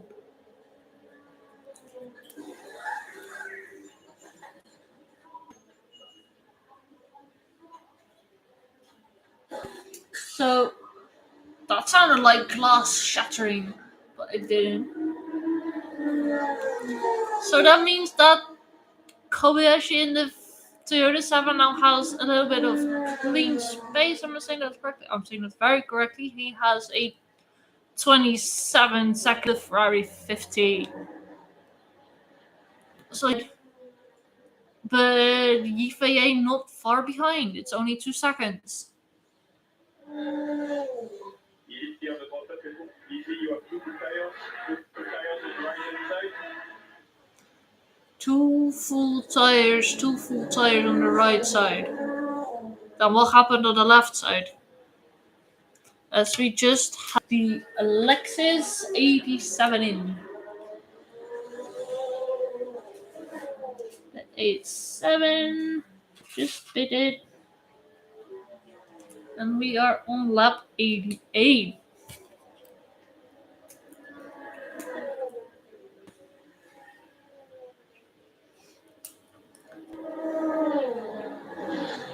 And the 7-8 is gonna come in anytime soon as well.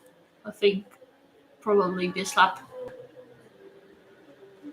So we are on board with Felix da Costa, who's behind Yay in the Ferrari, and then it's Kobayashi not far either.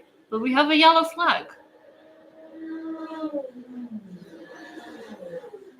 As Yay is weaving a little bit, Kobayashi is passing one of the.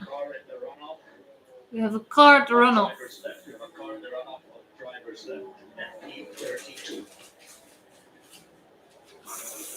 32. That is.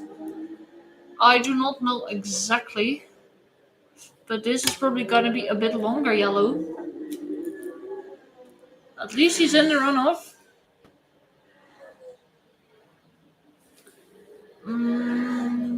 32, I think that should be. Oh, here we see.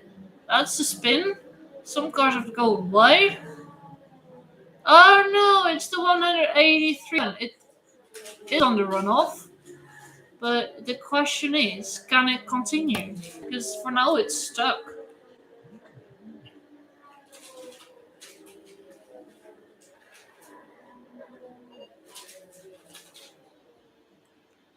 B32 is now clear. Oh. B32 is now clear. Well, it did start again, so it's going again. I think it was just waiting for some clean space to continue because the yellow is gone.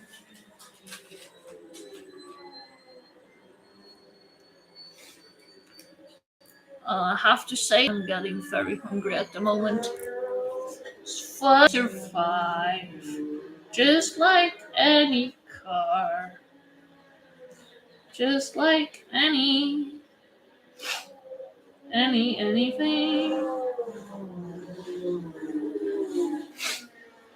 And it's so the Alpine 35 chasing the Ferrari 83. This is an absolutely good battle.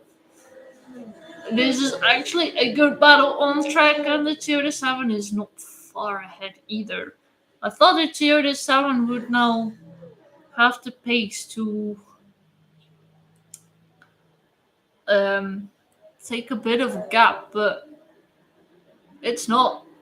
Somehow the Ferrari 83 is staying on its tail, and the 35 is actually staying on the Ferrari 83 still. So, welcome to our reverse three-way battle as Bourdais is in the pits. The 38 current leader is pitting. And then I think we will have the 20 pitting 4 laps later.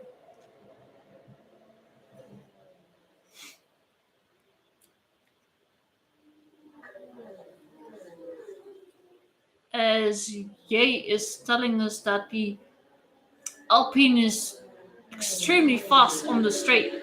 He calls it ridiculous.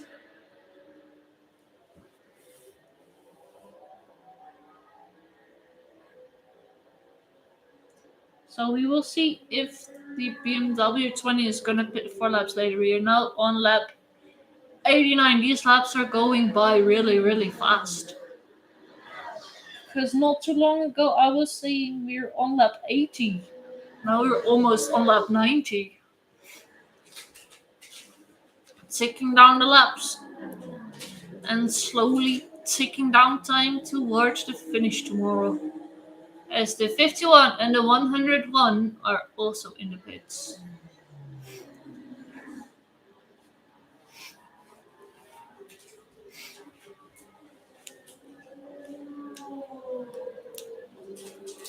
And what do we have here? The 32. Oh, this is the spin. It had contact. It's so lucky that the other cars just didn't run into him. Oh no! The 183 almost ran over someone in the pit lane. That was a very close goal. Thankfully, he's not injured. I think the man is fine. Oh, the elements are my bad. The hashtag 51, and hashtag 101 pit. So in lap 93, I expect France coming in. It's my guess.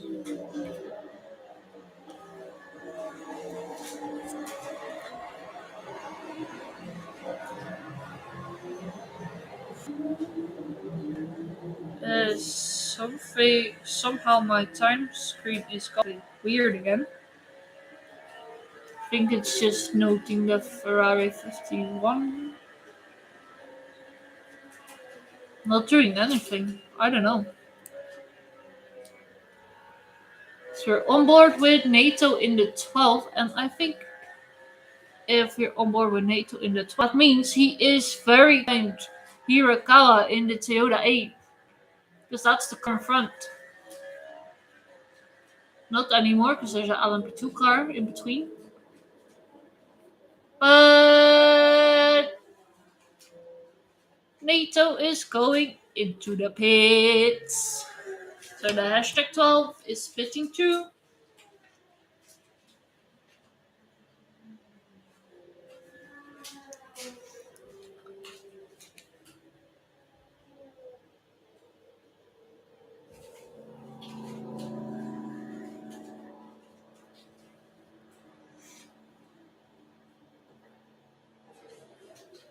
And that means that the Toyota 8 is now back in second. There. Here you can nicely see that there is literally only 4 people working on the car.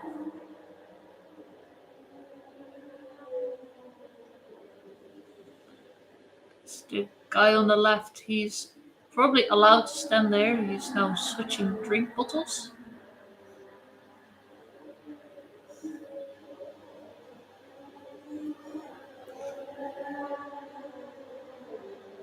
They cleaned the windshield and they're refueling, and there the Cadillac goes again. And it is gonna come out in 5th. So we got some nice slow-mos again. And slowly but surely we can see the dirt that these cars are picking up. So we go on board with Ryan's, and I thought for a second he was going slow, but don't worry, he's not going slow. He's going nice and steady in his BMW 20. currently leading this race. He is 16 seconds ahead of Rio Hirakawa in second.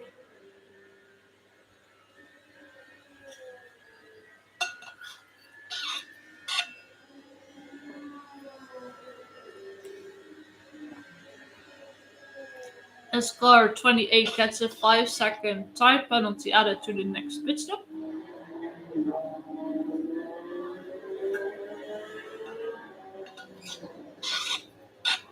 And here we have that really quick BMW on a possible victory here in Le Mans.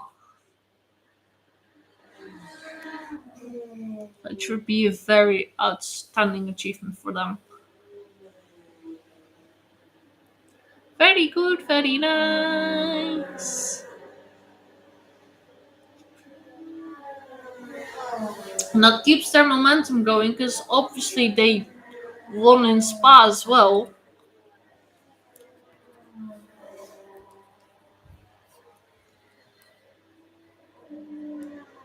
I'm not sure if it'll also mean that they're on their way to win the whole WEC championship. That's a bit of a double thing. Because it's the World Endurance Championship, which already has championship in the name. So we had a short yellow, but it's clean again. Here we see the virtual energy tank of the BMW, which is on 14%. The other BMW 15, which is literally on 1%. So that car is gonna come in. Then we have the Porsche, Peugeots who are percentage of fuel, but they are hopelessly lost. Another year for Peugeot and another awful year for Peugeot. They are in 18th and 16th running currently as Kobayashi is getting past the 101 Cadillac. But the Cadillac is on the inside and he's repassing. So this is going to be good. This is going to be good. So BMW 15 is in. She's got a radio. If you can go quicker with slightly less cuts, then you can try Alpha 9-2. Alpha 9-2. Kobayashi's probably told he can change some settings on the car, and he's taking the inside. What? I was caught before. I said it was being crazy if you pass.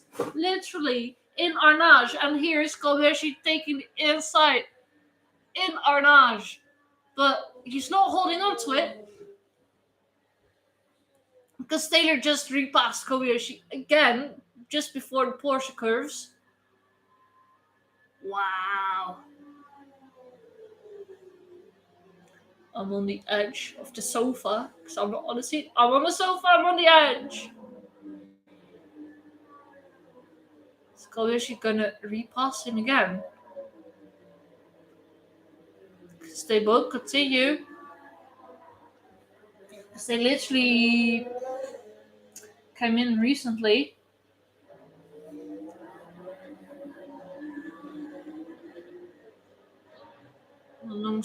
On the straight, Kobayashi probably has slipstream again. But he's too far off now.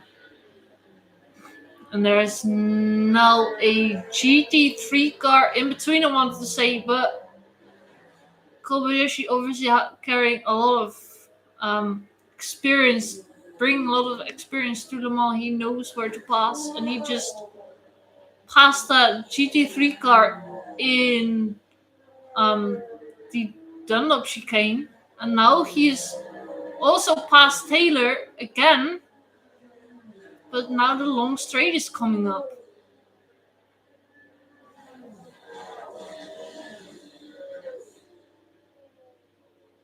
Is Jordan Taylor gonna have to slipstream?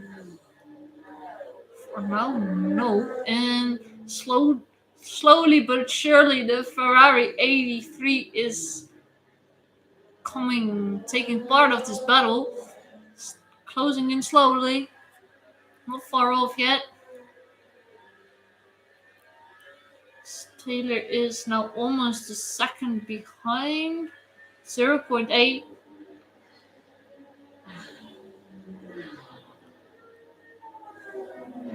I think that's the job done for Kobayashi. Now there is a LMP2 car in between.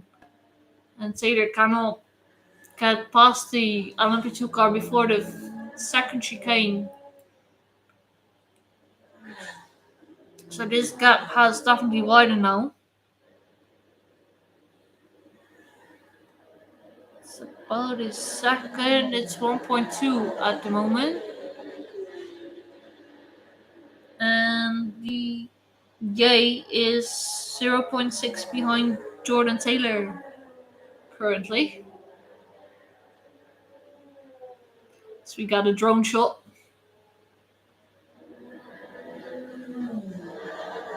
Strong, very strong. Whoever could get now to behind, who will stay ahead.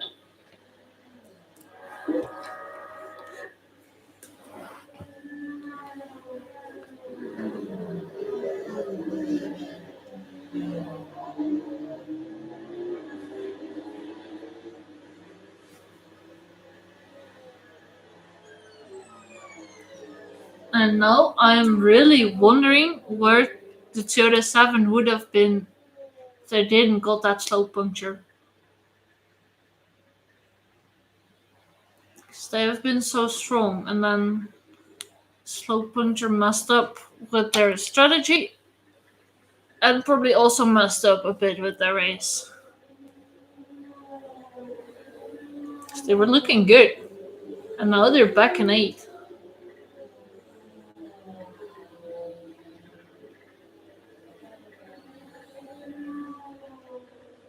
So we got a nice overview from the everything that's going on. Or like the whole Le Mans venue. As we go on board with a 38 who misses the Porsche curves and has to go over the cross for a bit. And that's our current third running Cadillac. And here we have the Toyota 7. But Fanthor is 12 seconds ahead in the BMW 15.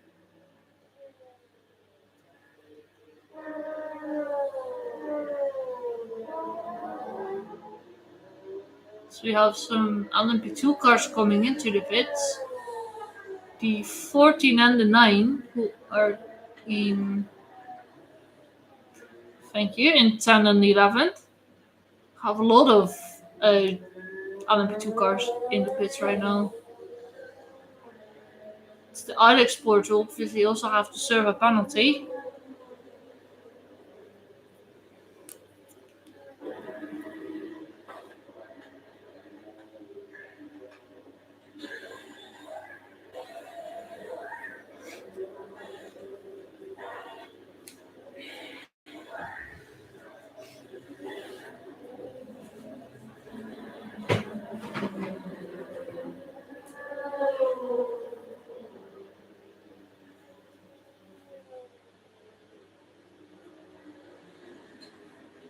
And here is the BMW 20 in lap 93 as expected.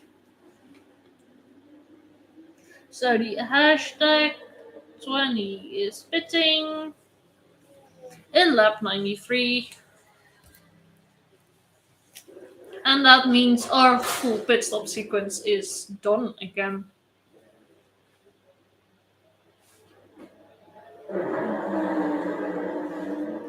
Correct.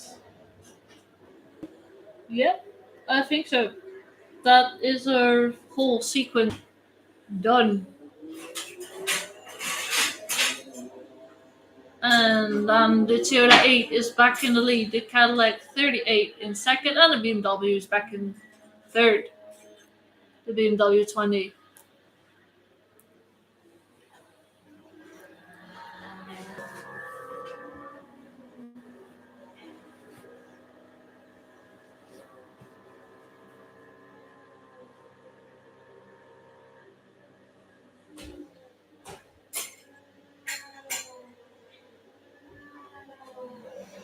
And here we have the current leading Toyota number 8, driven by Hirakawa.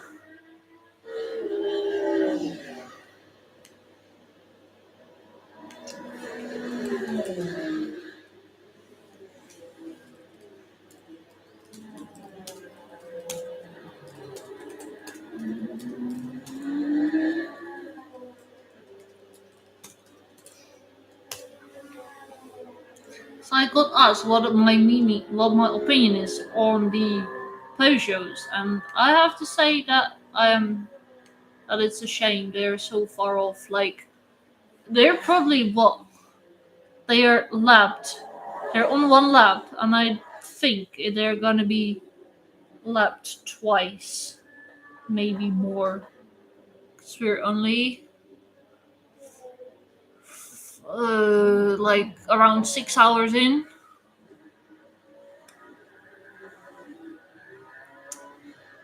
and that means if I'm calculating, they will be probably lapped twice, which is a shame, absolute shame. So you're on board with Antonio Felix Acosta.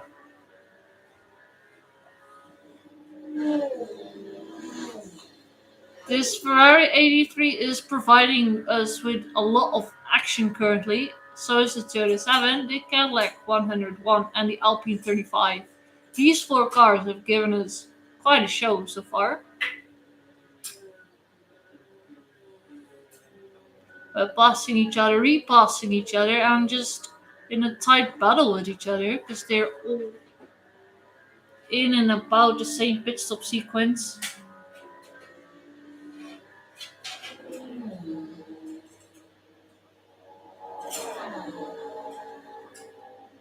And here we have, what do we have here? Some sparks coming off. Oh, this is the Ferrari 83. I was more looking behind it. This is the Alpine 35. A little bit had sparks coming from under the car. I hope it's okay. Not damaged.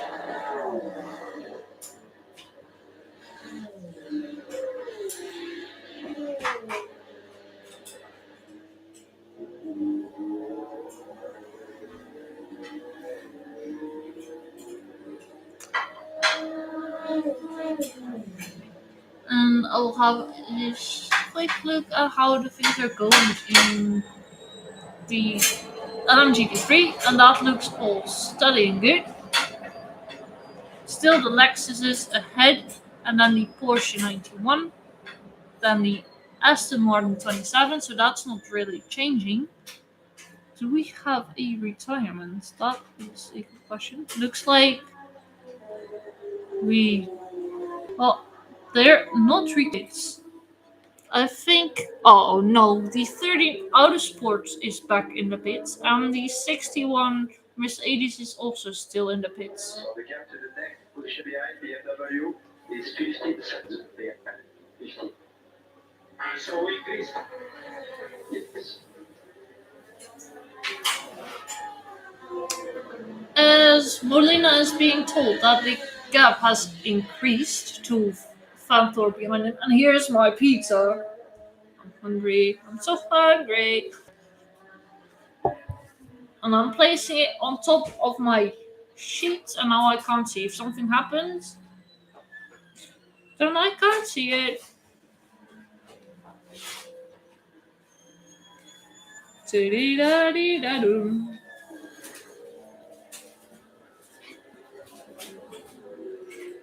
Oi, oi, oi, oi, oi, oi, oi, as the BMW 15 is almost driving into one of the McLarens. Whew, that went just well, but just. As we have the 9 versus the 99. It's the 9 in ninth, it's the 99 in 10th. Because it can't be in ninth either. But that's a lot of nines. And it's the 99 currently driven by Cameron, who is chasing down the 9 of Ota. That's the 9. It's that 9 that had the accident with one of the Ferraris. So I'm gonna eat my pizza slowly but surely.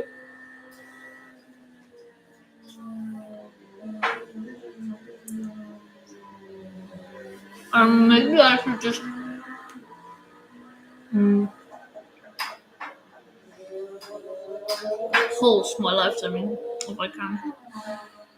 Can I pause my stream? I do not know if I can pause this thing, but or then you just have to watch me eat.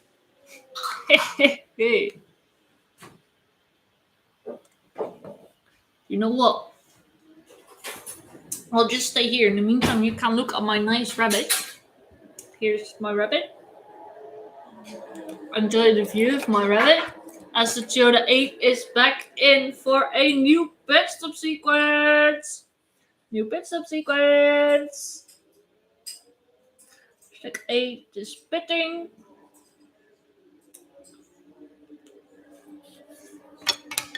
Now I'll just go sit here. You'll still hear me, but can you still see me? Oh, you can still see me.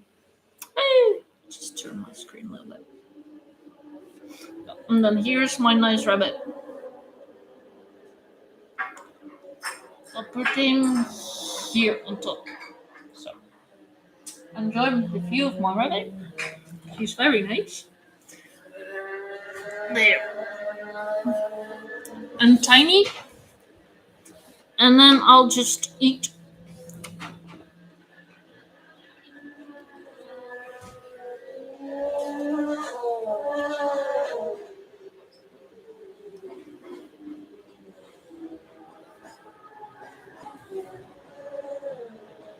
As Gray is pitting in the LMP2 cars.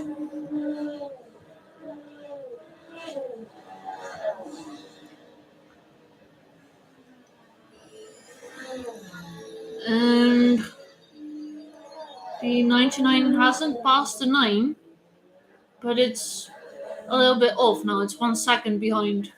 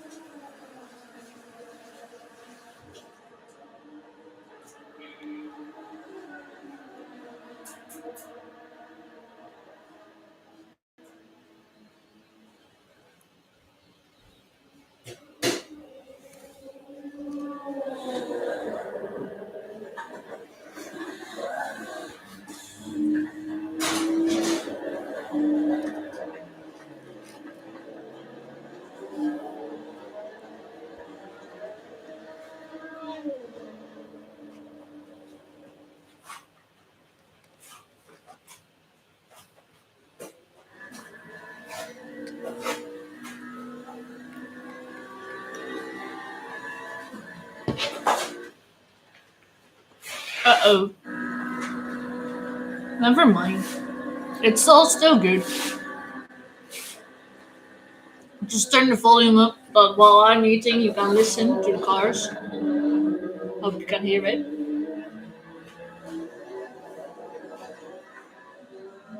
Sure you can.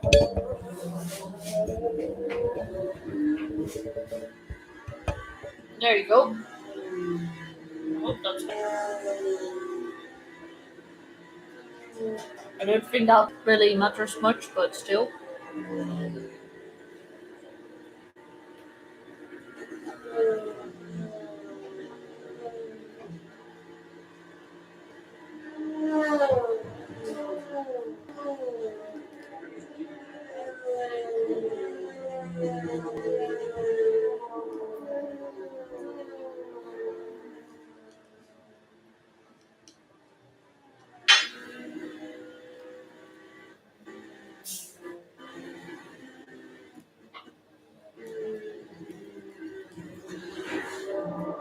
Oh, I want to say we were on board with Kevin Esther, but now we get a nice slow mo of the 43 Inter Europol art card. I'm a bit confused why they call it the art card. Well, this one, the 343 Inter Europol, looks a lot better in my opinion. But that's just my opinion.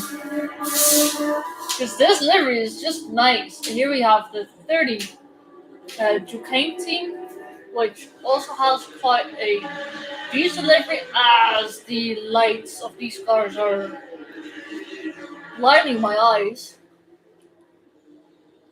I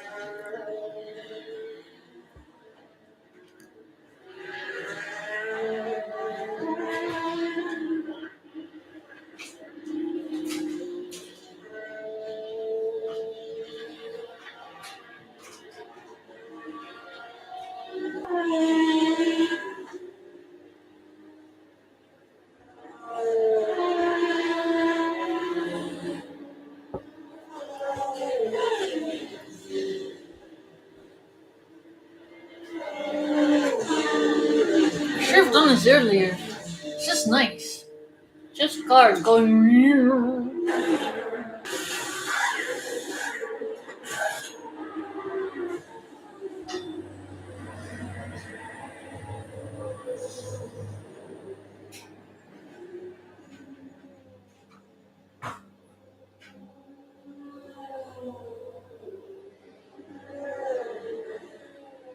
That was a pit stop of the 36 Alpine, and soon you will see these Alpine lights lighting up this track.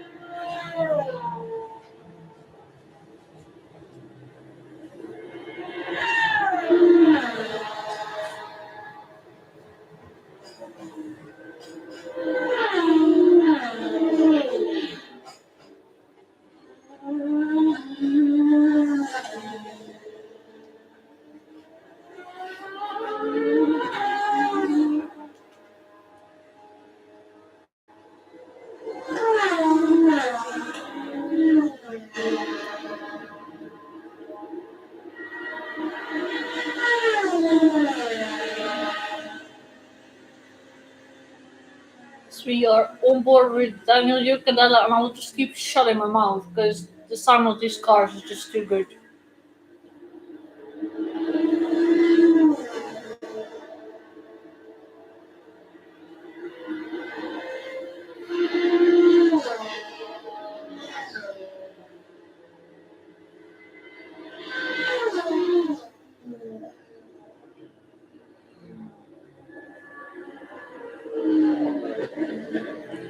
And I would be so disappointed if you can't hear it because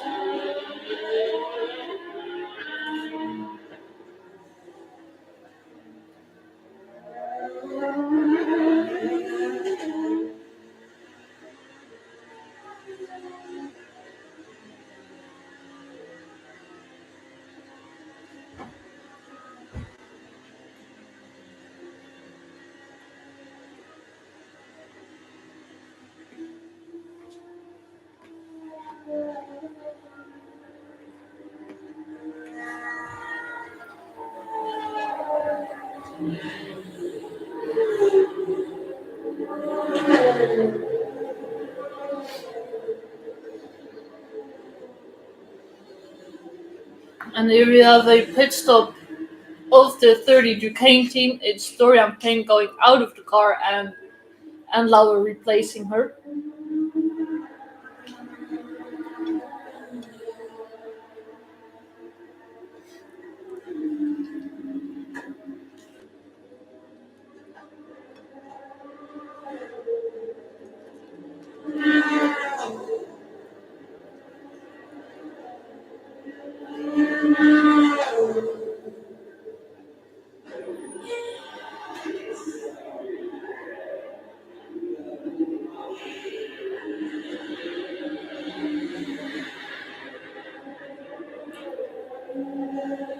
And this is going to be nice. We have the Genesis Magma 19 in the pits at the same time as the Aston Martin 007, and they're really close behind each other.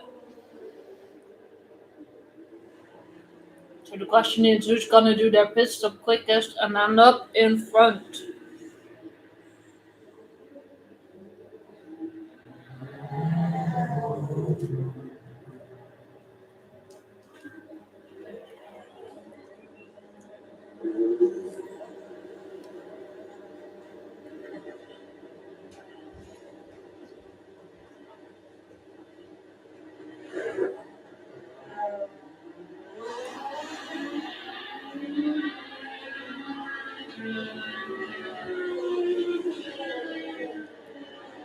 And it is the Genesis 19 that comes out ahead of the Aston Martin 007.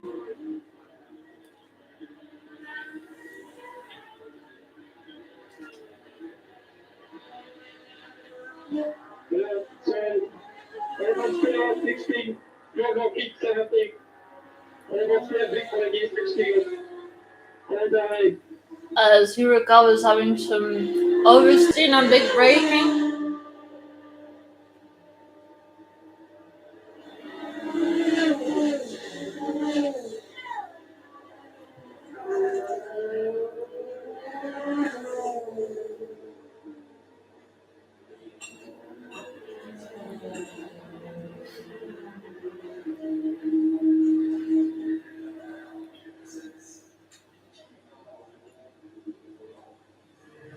As Toyota 7 is getting ready for their pit stop.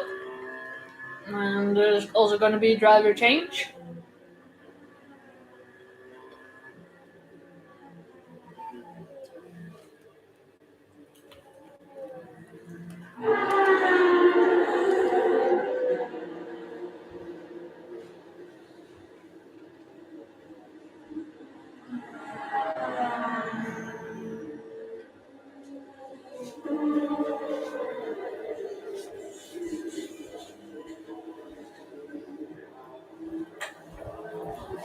Molina in the Ferrari 50 is also in, and Ye in the Ferrari 83 is in, and Felix da Costa in the 35 is also in.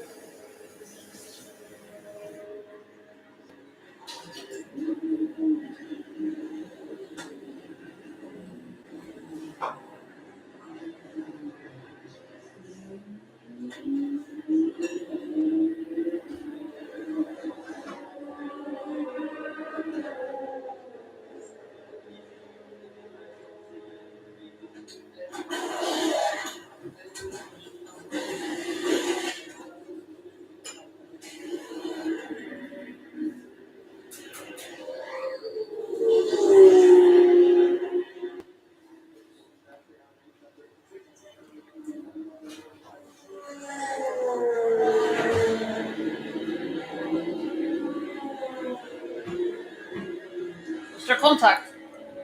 There is a piece of car on track, which might be from the BMW 15, as it passes really. Oh, it is! There is a slight contact between the BMW 15 and the 3. What's his name again? DKR Racing. And I think it's a. This BMW 15 is going slow. Yeah, but it doesn't feel like a puncture, man. It feels very weird. Like, I don't know. We know that, yeah, it's a puncture, but it doesn't feel like a puncture. Well, it doesn't feel like a puncture because literally the tire has gone off. So that one is driving around without one tire, and it is the DKR engineering with which it had contact.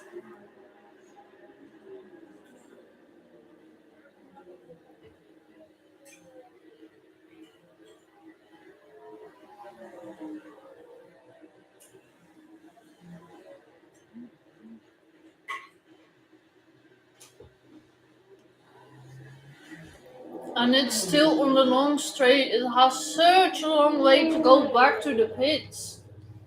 This is probably the end of the race for the BMW 15. And that's how quickly things can change. You've lost the tire. The tire is off the rim.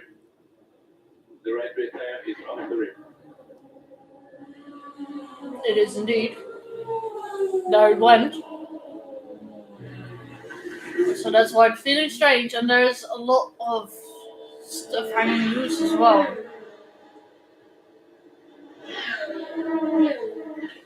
I wonder if it will be able to make its way back.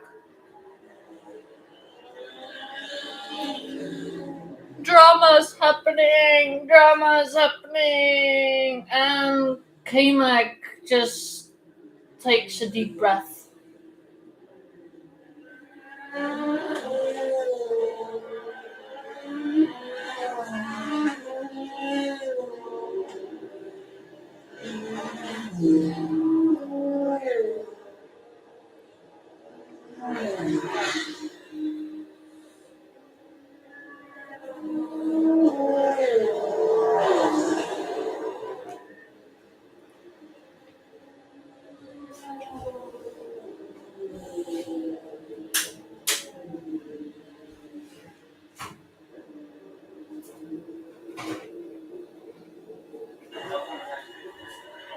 I feel it should have given that DKR engineering a bit more space in the Porsche curves. This literally happened in the Porsche curves, and he continued. Oh no, he's going slower and slower. I hope you hear it. He doesn't know if he can make it back. Dries van Thor in the BMW 15. It has almost reached Mulsanne, but still, it's a long way. It's a very long way.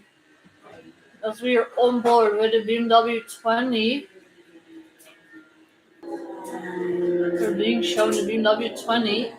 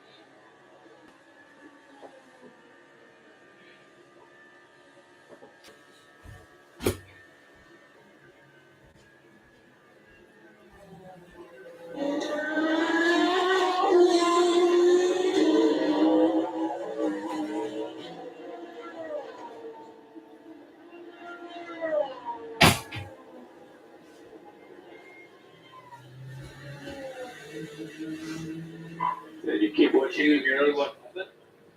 Yeah, I think that's me too. I think that's the issue. I think.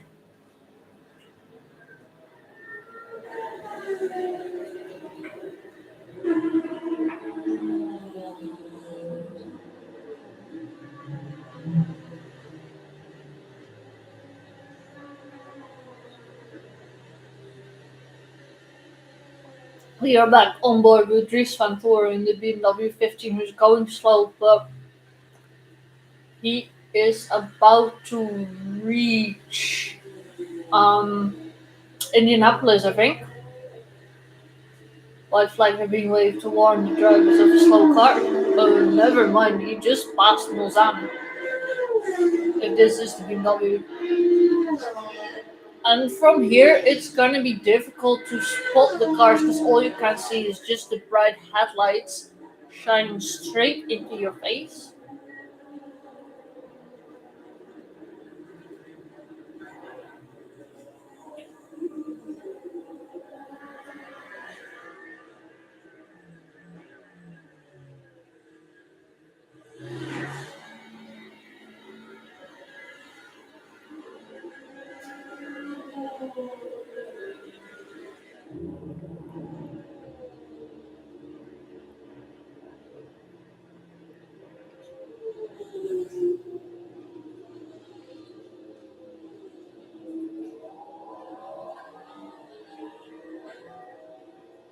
Here we see two replays of the BMW, and I think that first one was like a warning. It almost had an accident with one of the GT3 cars, and then it literally did had a small collision with one of the LMP2 cars.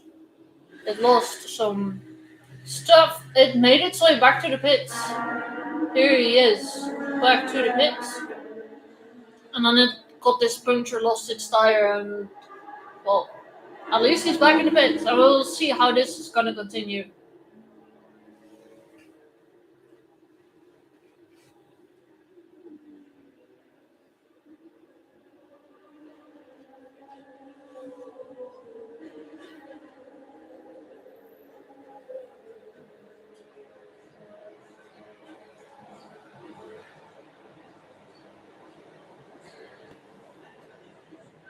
Yeah, copy.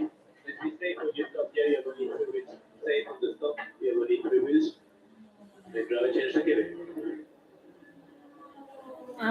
Kevin Magnussen is taking over the wheel from Vanthorpe, but obviously they first need to repair his car because there's some stuff hanging loose at the back.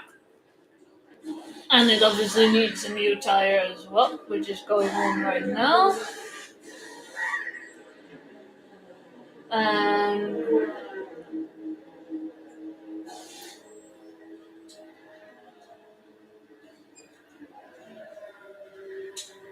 they're gonna change the rear wing. It's a little bit stuck. What kind of equipment do these guys have? I have seen this going so much smoother than this. They have some very long sticks which are poking in somewhere, but well, at least it's off. The rear wing's off. And some more bodywork is going off. That's the whole shark fin kind of thing. Engine cover. Yeah, I've seen that so much easier, guys. Literally some clips on the side will do. And then it's the rear wing being put back on, and that's your car repaired. Bingo yellow mode 12 cabin, TC back on. We're changing the tail and the engine cover. Yellow mode 12 and traction control on. Center console, Charlie. TC is off. But there's oh my god. How are they so struggling with the rear wing? Maybe there's some more damage, but they're looking for something.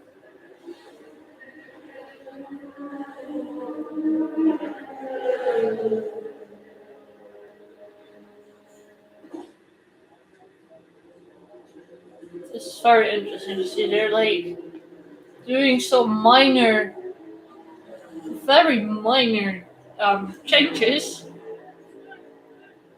I literally have a screwdriver now.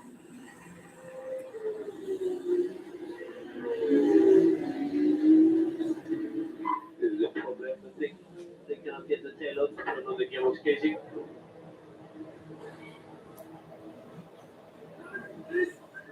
Well, they're gonna try again with this rear wing, and I think it's about to be stuck. It looks good, and off K-Mac goes. And in the meantime, we have our leader entering the pit lane, the Cadillac 38. And I'll be back in a sec.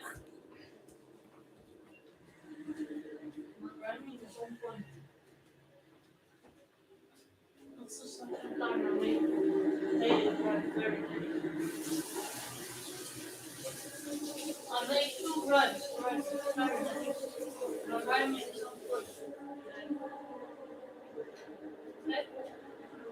I'll be back in a second.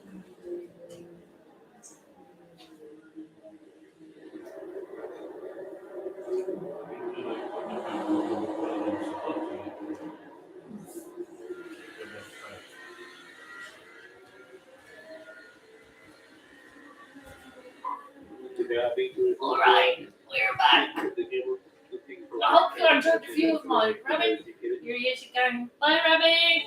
I He's not gonna sit and watch again and be a nice rabbit.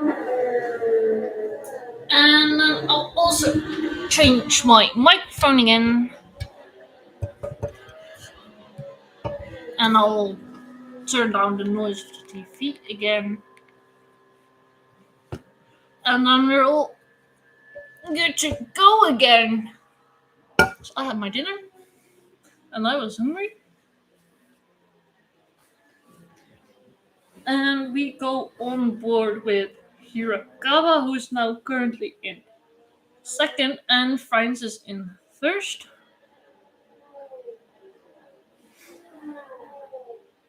And I'm gonna find my live timing again. It's back.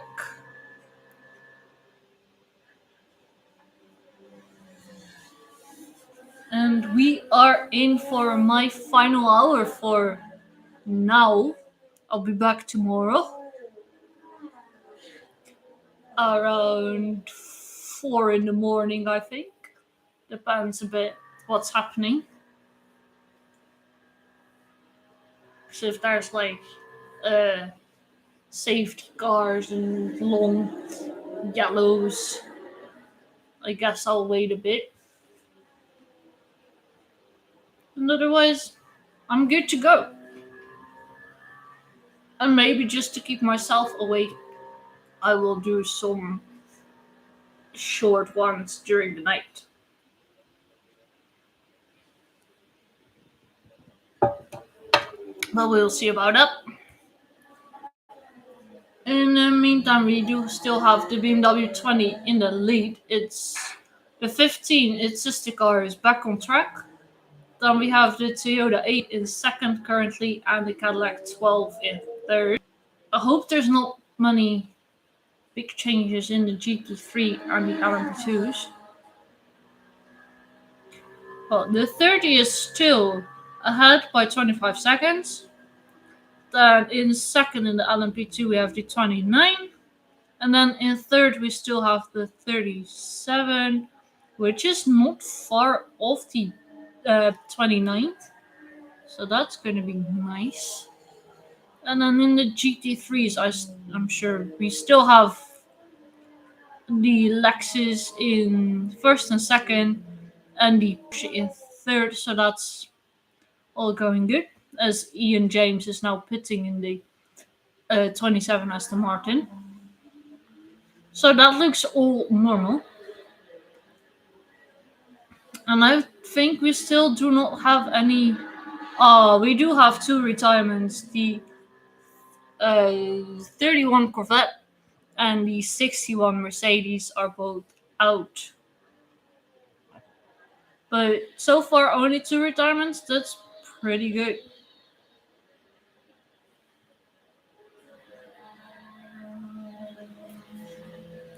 I'm gonna check my phone real quick. I'm getting spammed by messages. Literally spammed by messages.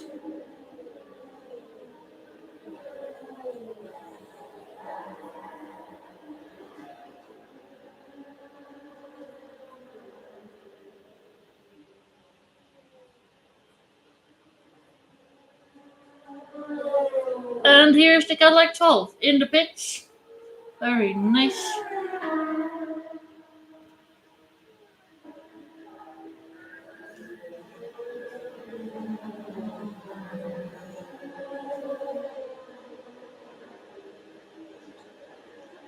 And it's off again.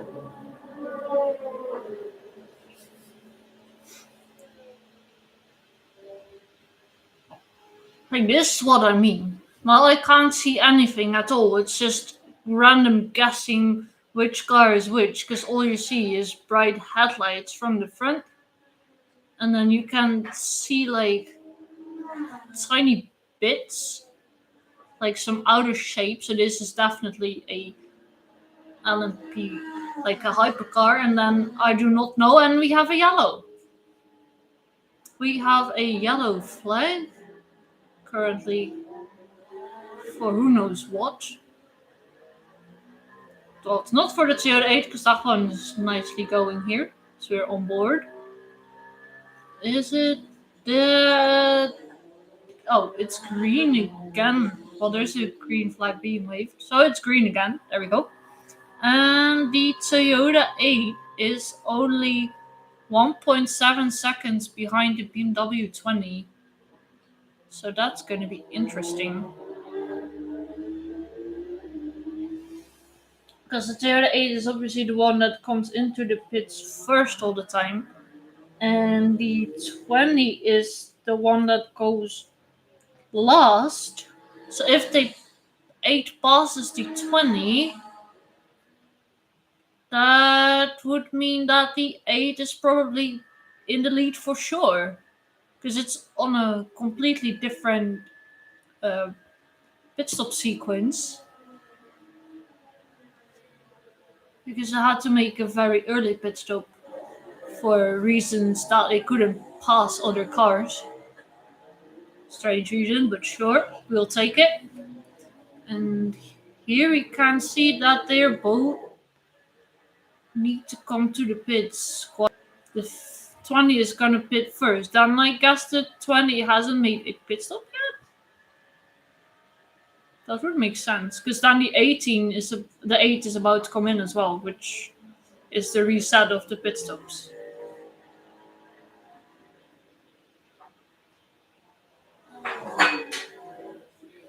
That's going to be very interesting. The gap is now 1.1 second.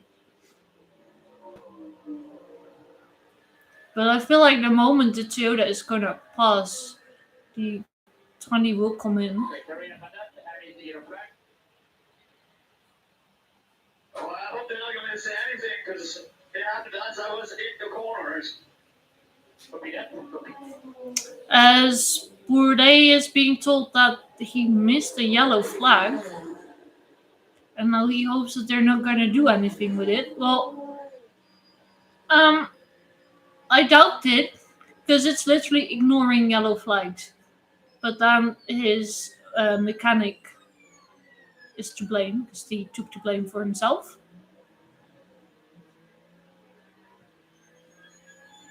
So we're on board with the 51, who is very close behind the 35 in front. That's the Alpine there. You can see it on the rear lights. Not that I can see it very clearly, because my TV's getting blurry every now and then. But I think the Alpine has one of the most recognizable rear lights of all cars. And actually, I really like them. They're really nice.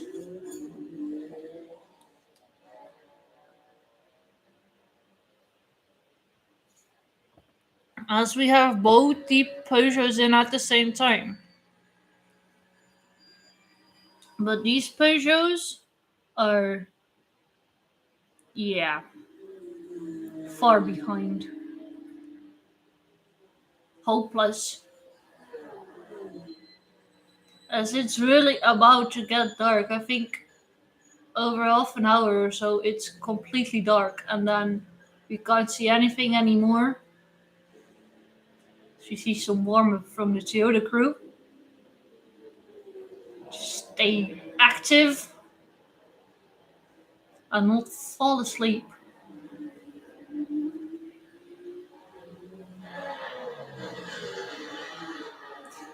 But that's okay.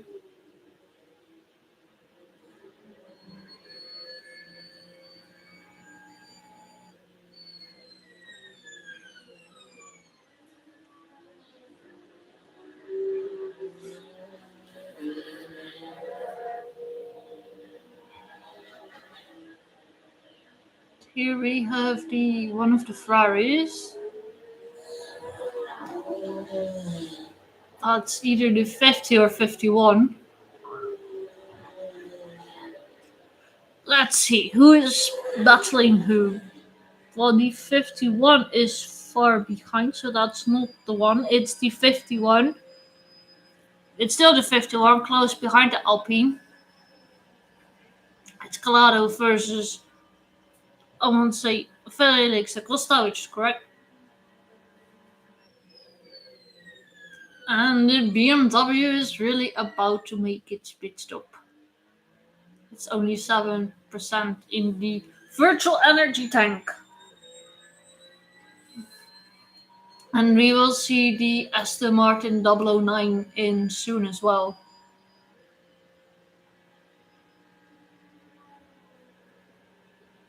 But they are all stopping before the BMW 20.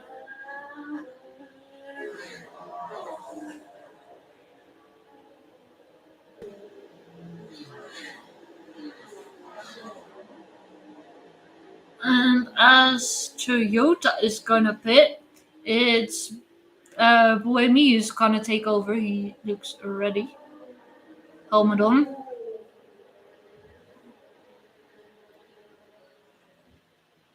The Ferrari again. Now there's Aston Martin in being.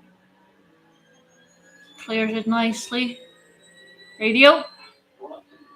How can we help you to take this car? What do we need?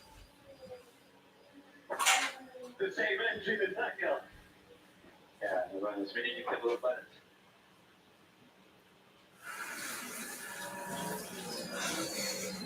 Now that's an absolutely golden radio from Calado. He's being asked, what can we do to overtake that car? And Calado is like, well, give me the engine same as that car. Apparently these Alpines are just incredibly quick on the main straight, or like on the long straights.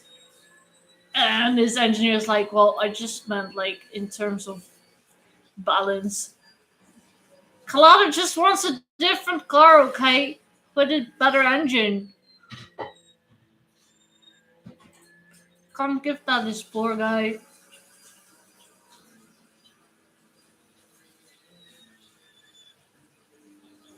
Here he comes again. Everything's okay. I can't get close. Okay, keep the pressure. Now Calado responds, everything is okay. He just can't get close to the Alpine, which we heard that it's an issue from Ferrari to not being able to drive close behind another car. Just a big disadvantage. Like a huge disadvantage.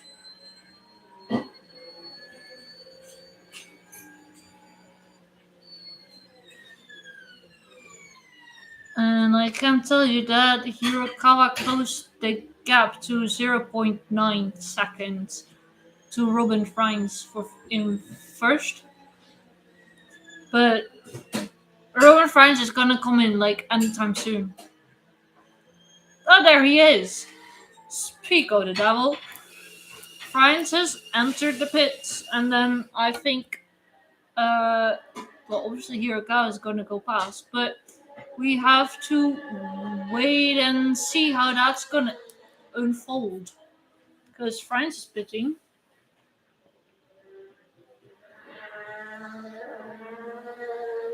And then we have a new pit stop sequence coming. So yeah, I know we missed everyone's pit stop here, but that's okay.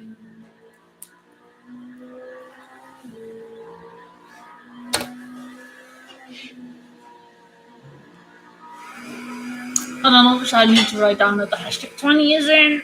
Oh, I already did. I'll need to write down that next lap. Ryo Hirakawa is gonna come in. And he will also have a driver swap. As we're on board in the 99 with Dane Cameron, I want to make a joke. I won't.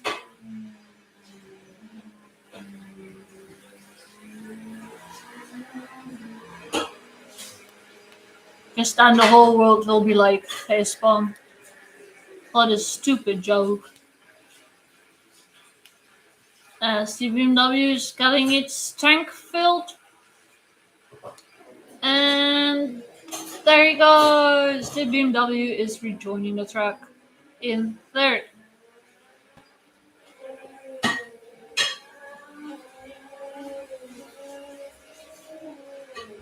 And then it now needs to drive some really quick out laps. And I think Hirakawa is going to drive some real quick in laps. and then we will see who ends up in first very, very soon.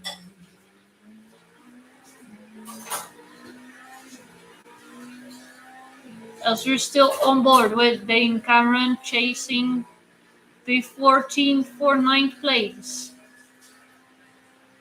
Oh, just passed in Proton. Proton with number 9. Proton number 9 actually lost 2 places because it was in 9th. But yeah, we do rather have the 99 in 9th. As we go to the GT3s, we're on board with Petro Umbaresco in the 8-7 Lexus, which is the leading Lexus, and here we have the 91 Manti DK Engineering Porsche in the pits. So you got some nice, very nice slow-mos of this 62 Team Qatar by Iron Links, and some sparks coming from the car. Oh, and it went also through the gravel.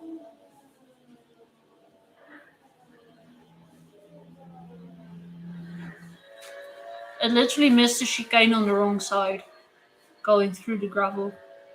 Nice. You don't see that often. As we're going nicely on board with Petro Umbarescu.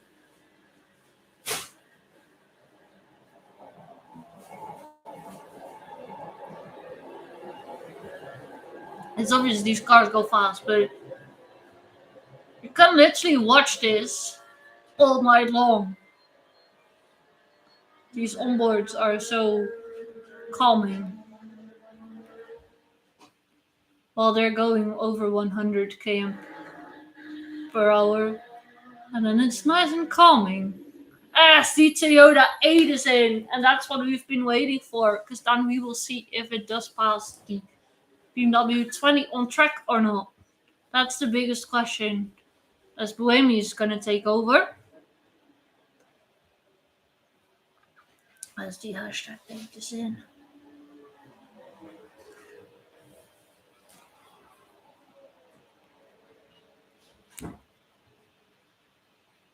I cannot see where France currently is on track, as we have two cars going side by side.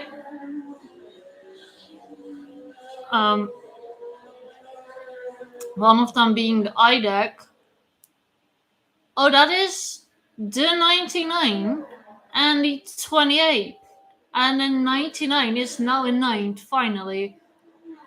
Because now we have extra 9s.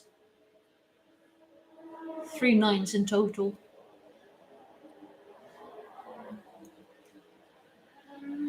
But yeah, at this point it is impossible, or it's getting impossible to see who is who. These lights are so bright. So we got some nice sunset views. I think this is the 007. And this is the BMW 20. And the Genesis 19. And the onboard, as the darkness is really setting in. And we only have 30 minutes left. And I can tell you that at this point Buemi is in 3rd, but he is 11 seconds behind because France did not make a driver change. Alright, so no driver change there.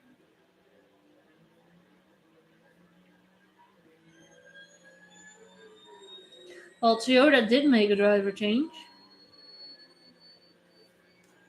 And that's why the Toyota is still in 3rd. And I think we have a concert going on. But that is completely fine. And actually, this thing tells me that Buemi is in 4th. That's interesting because then NATO has gone past just now because I think Bohemia is on cold tires and NATO obviously isn't. Yeah, that has to be. But we then missed NATO's overtake. So you see some more warm ups going on at the cruise.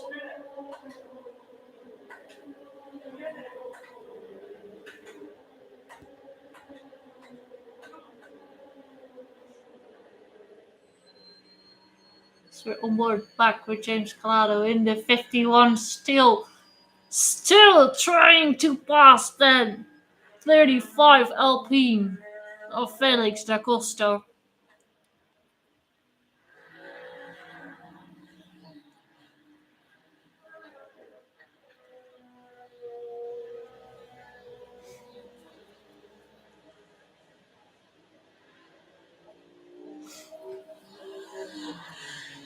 And this is a battle for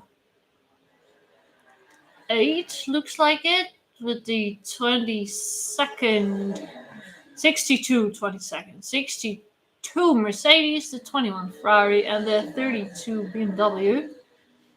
That Ferrari is still in ninth. It made up so many places again after it started second, went all the way down to like 20, and now it's back to ninth, which is pretty good.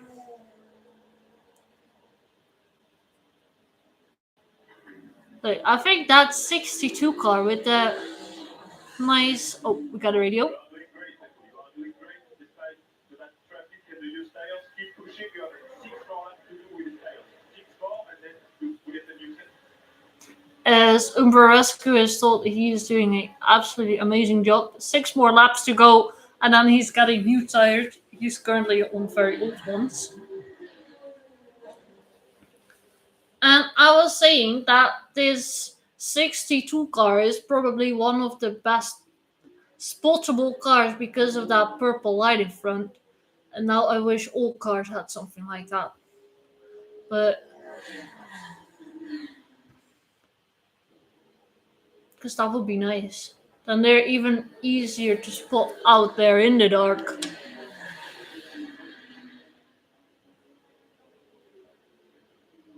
For the hypercars, it's the rear lights that do the trick. And I was wondering, why did it look like it was raining? Which makes no sense because it's not raining at all.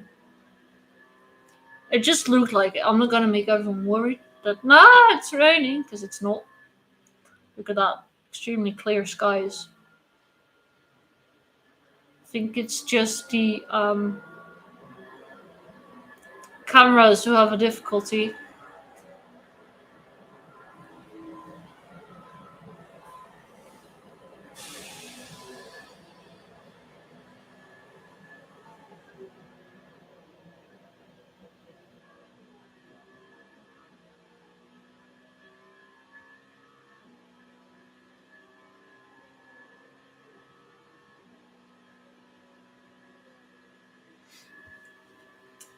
And we are on board with Mike Conway in the Toyota 7. He is closing in on Calado in the 51 Ferrari. Is he? I'll have to take a quick check. I think he is. Oh, yes, he is. He's only 0.4 seconds behind. Like the gap to Ferrari behind is increasing. Their pace is really good. If we can't pass them here, then the pit stop sequence will come up quickly. 2 laps to go after this one. 2 laps to go. As Conway is being told he can pass the Ferrari, somehow he has ended up behind the Ferrari. Because that was the Ferrari 83, has passed that one. But he did pass this Ferrari, I think, as well earlier, and that Alpine too.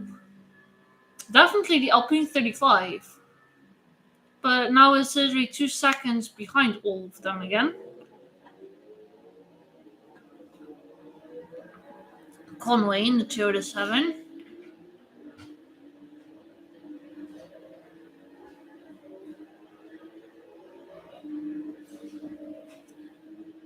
So he's gonna try. Oh, we're back on board with Calado, who's still putting pressure on the Alpine, but he's gonna have Conway breathing down his neck soon, as the 30 is in, who is leading nice and comfortable.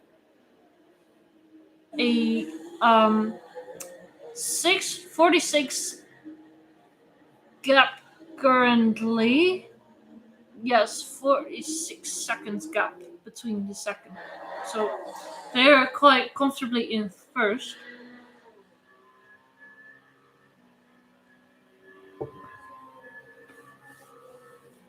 As we are back on board with Mike Conway, and here's the Ferrari and there's the Alpine. Can literally see them. And then I wonder who's there ahead as well. Don't tell me that. No. Okay. It's not Jordan Taylor ahead, it's one of the LMP2 cars who's making way. But they did lose a bit of time. Uh,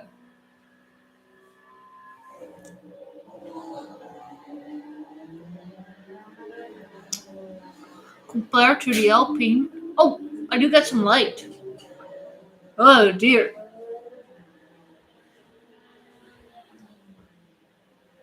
Thank you.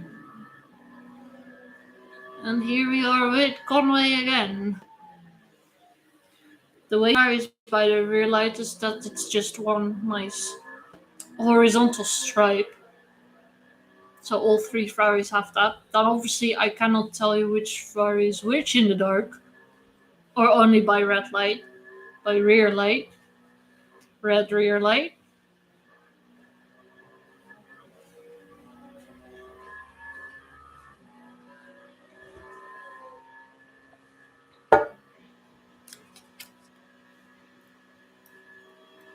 And I think Clay is losing a little bit. No.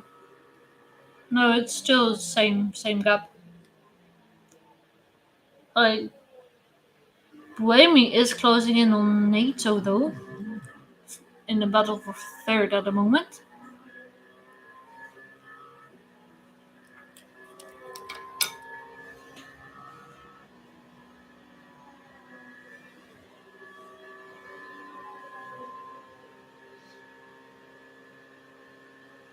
And well, let's just not focus on live timing for now. Let's focus on the cars we have on track, because this is going to be interesting. As I keep getting messages.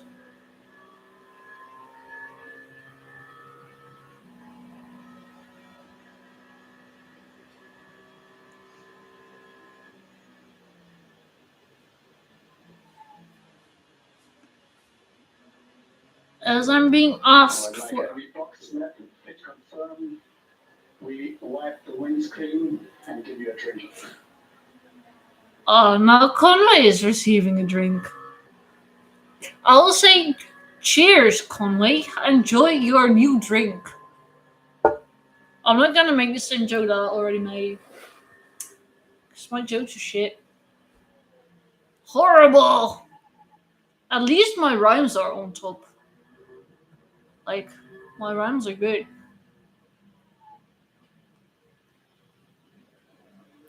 But Conway is gonna come in a bit. In a really tiny bit.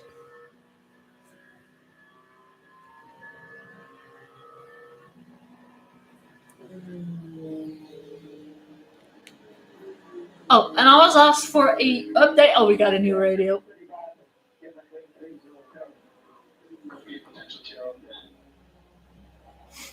And Conway is actually asked for a potential tear off because his view is really bad. I hope it's not better. I hope it's not as bad as when my TV gets blurry, which it does every now and then. Because it's horrible. I can't even read the standings.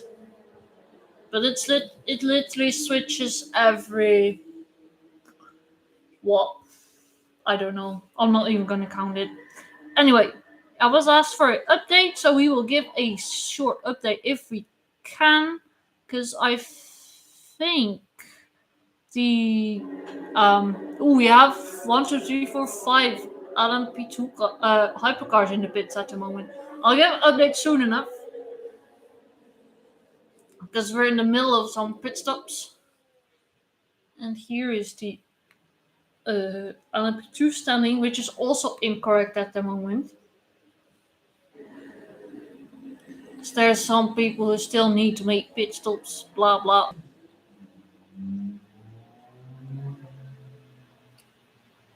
Well, there's Conway. He received a new drink.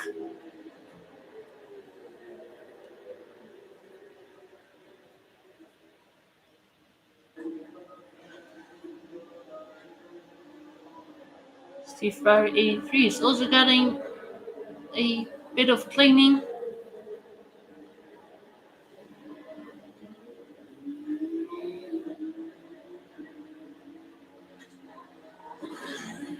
And that is a Toyota. That is the Toyota 7, who is now in 9th.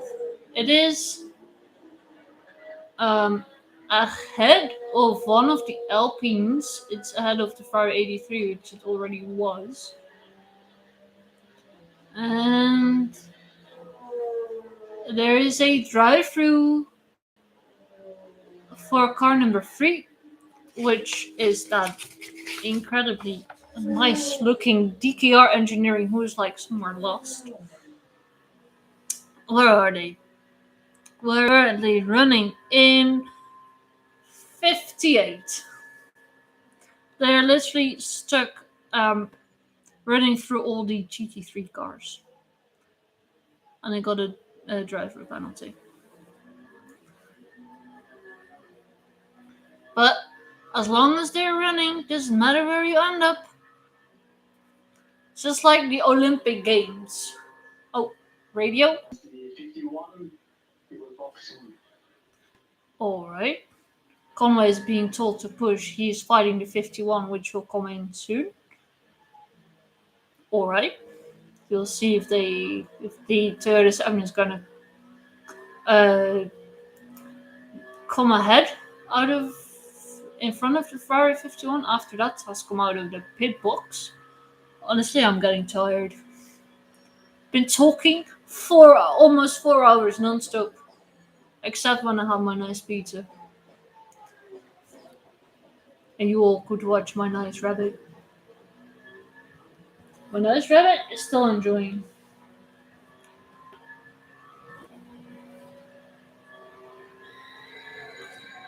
But can we now give an update then, as Mike Conway is making his way through some really awful traffic here. Oh boy. It literally has the LMP2 car in his way, which is not really going out of the way. But then it cannot go anywhere. And Mike Conway is just not taking any risks, unlike Kobayashi there. He literally just passed someone there.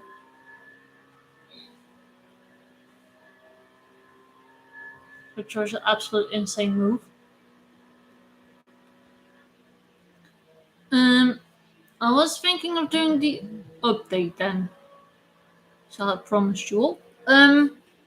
So in LMP2, it should be the 30 that is leading. At the moment, it's the 343 car. But I think that one still needs to make a pit stop because it was the 30 leading by like big margins. Then the 29, it has lost a bit. And then there's also the 43, which is now in the 37, which is also still need to pit. So yeah, I think the 29 is there in second at least. And then I'm not sure who is in third after that whole pit stop sequence is done. And then we go to the GT3s where it's the Lexus 87 in first, Lexus 78 in second. That is pretty much correct. And Ian James in the 27 Aston is currently in third, which might be correct. The 91 Porsche is also in the running there. And then there is Van Tuck in the 7074, which we will not rule out completely yet. But it's definitely the Lexus is that the quickest there. And then obviously there is the really strange stuff going on in Hypercar with the Toyota 8. But besides, fair to say that the 38 Cadillac. We lost about a second over 4 laps in the lead Cadillac, but they're much lighter in fuel than us, so you're going to be coming into them, and we're catching the BMW 20.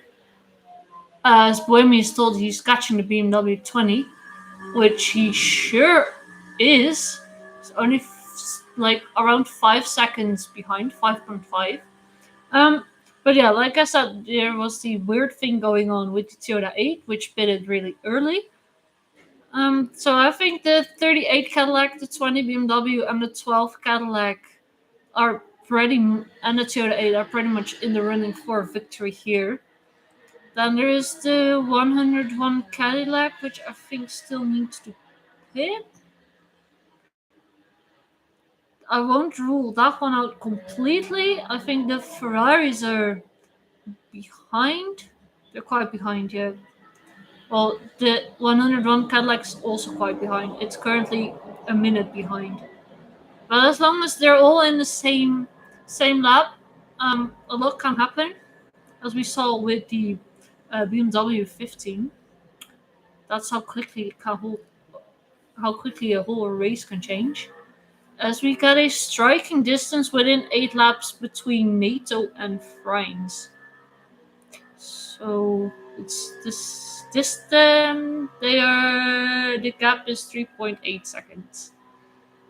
So I do not know for sure. As we are on board with Buemi, who is 1 second behind the Cadillac 12. They do not find themselves in too much traffic.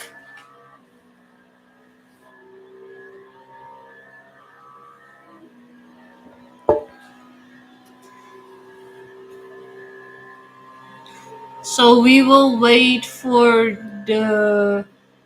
There was one coming in soon. One of the Ferraris is going to come in soon.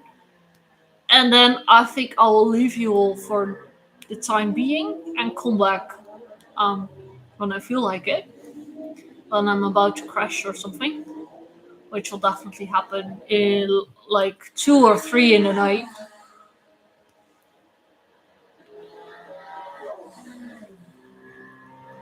And then I can also rest my voice a little bit because it's starting to get a bit raspy.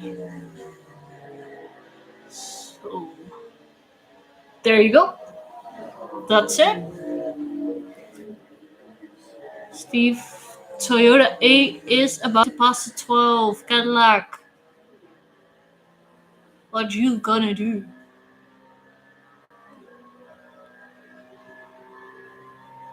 Buemi. She gonna pass Norman NATO. I think he will. I am guessing he will.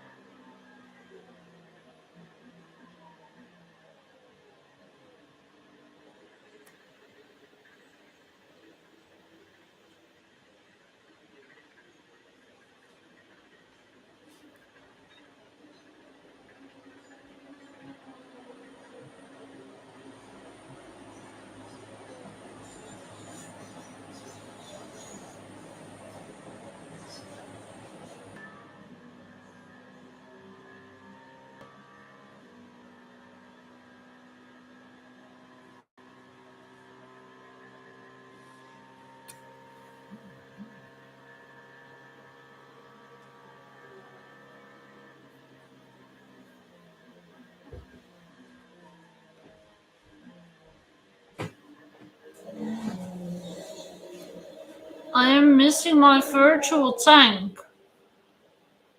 Where is my AI tank? Is it an AI tank? I feel like it's an AI tank. Virtual tank, where are you? I miss you. As the Cadillac 101 is in and the Ferrari 51 is also in.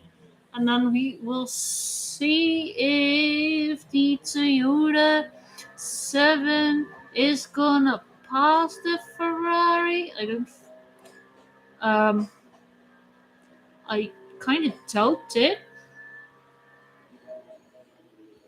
It will pass the Ferrari 50. I don't think it will pass the 51 because those gaps are big. But then a pit stop is quite slow.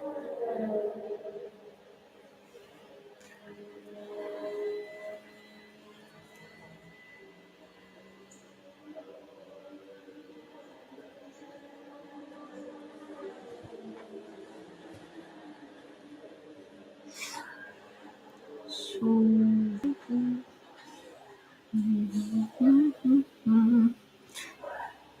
as we have another car in, that is one of the LMP2 cars.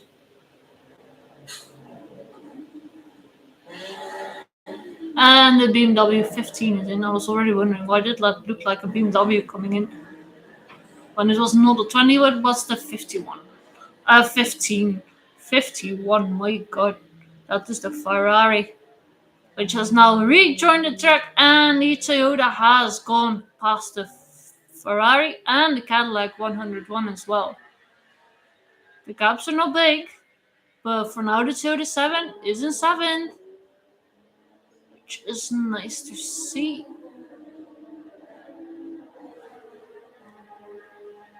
The Toyota 8 is in 4th. And the BMW 15 is back on its way as we go on board with Buemi, who is in a bit of small traffic. It's chasing someone. Buemi looks like he's really on fire here, as he just passes the Cadillac 12 as that one has come into the pits. And the gap to France is 1.9, so I think that has increased a little bit. Striking distance within 9 laps. Right. That is almost like about the pit stops again, which makes sense because that's when Bohemia had closed down the gap to France.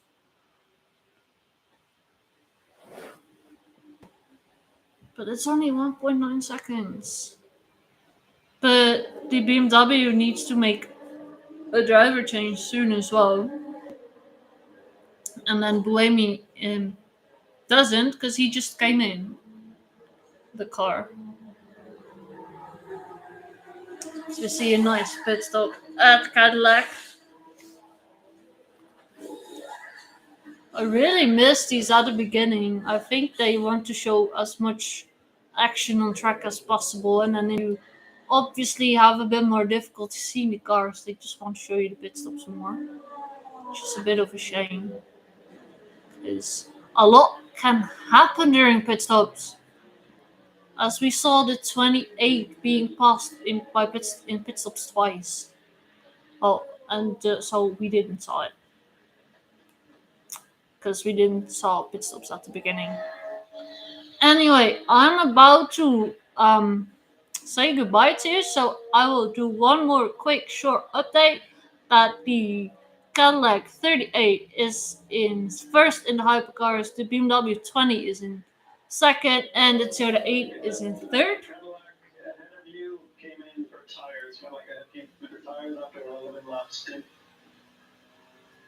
And Buemi has told the Cadillac in front of him, that was the 12, came in for new tires, so Buemi has some tiny bit of free air. Then we go to the LMP2s, where Antlauer is currently driving the 30 round in first. It's Aguilera in the 37 in second, and it's Garg in the 343 in third at the moment. but there's people who still need to make pit stops for sure. Currently in GT3, we have the 91 in the lead. We have the 7-8 Lexus with Tom Van Rompuy in second, and we have Bentuk in the 77 Ford in third. I think Pietro Umberescu just made a pit stop because he is actually leading there. And with that, I'll say goodbye to you for now, and I will see you somewhere um, in the night and tomorrow morning. So, bye from me for now.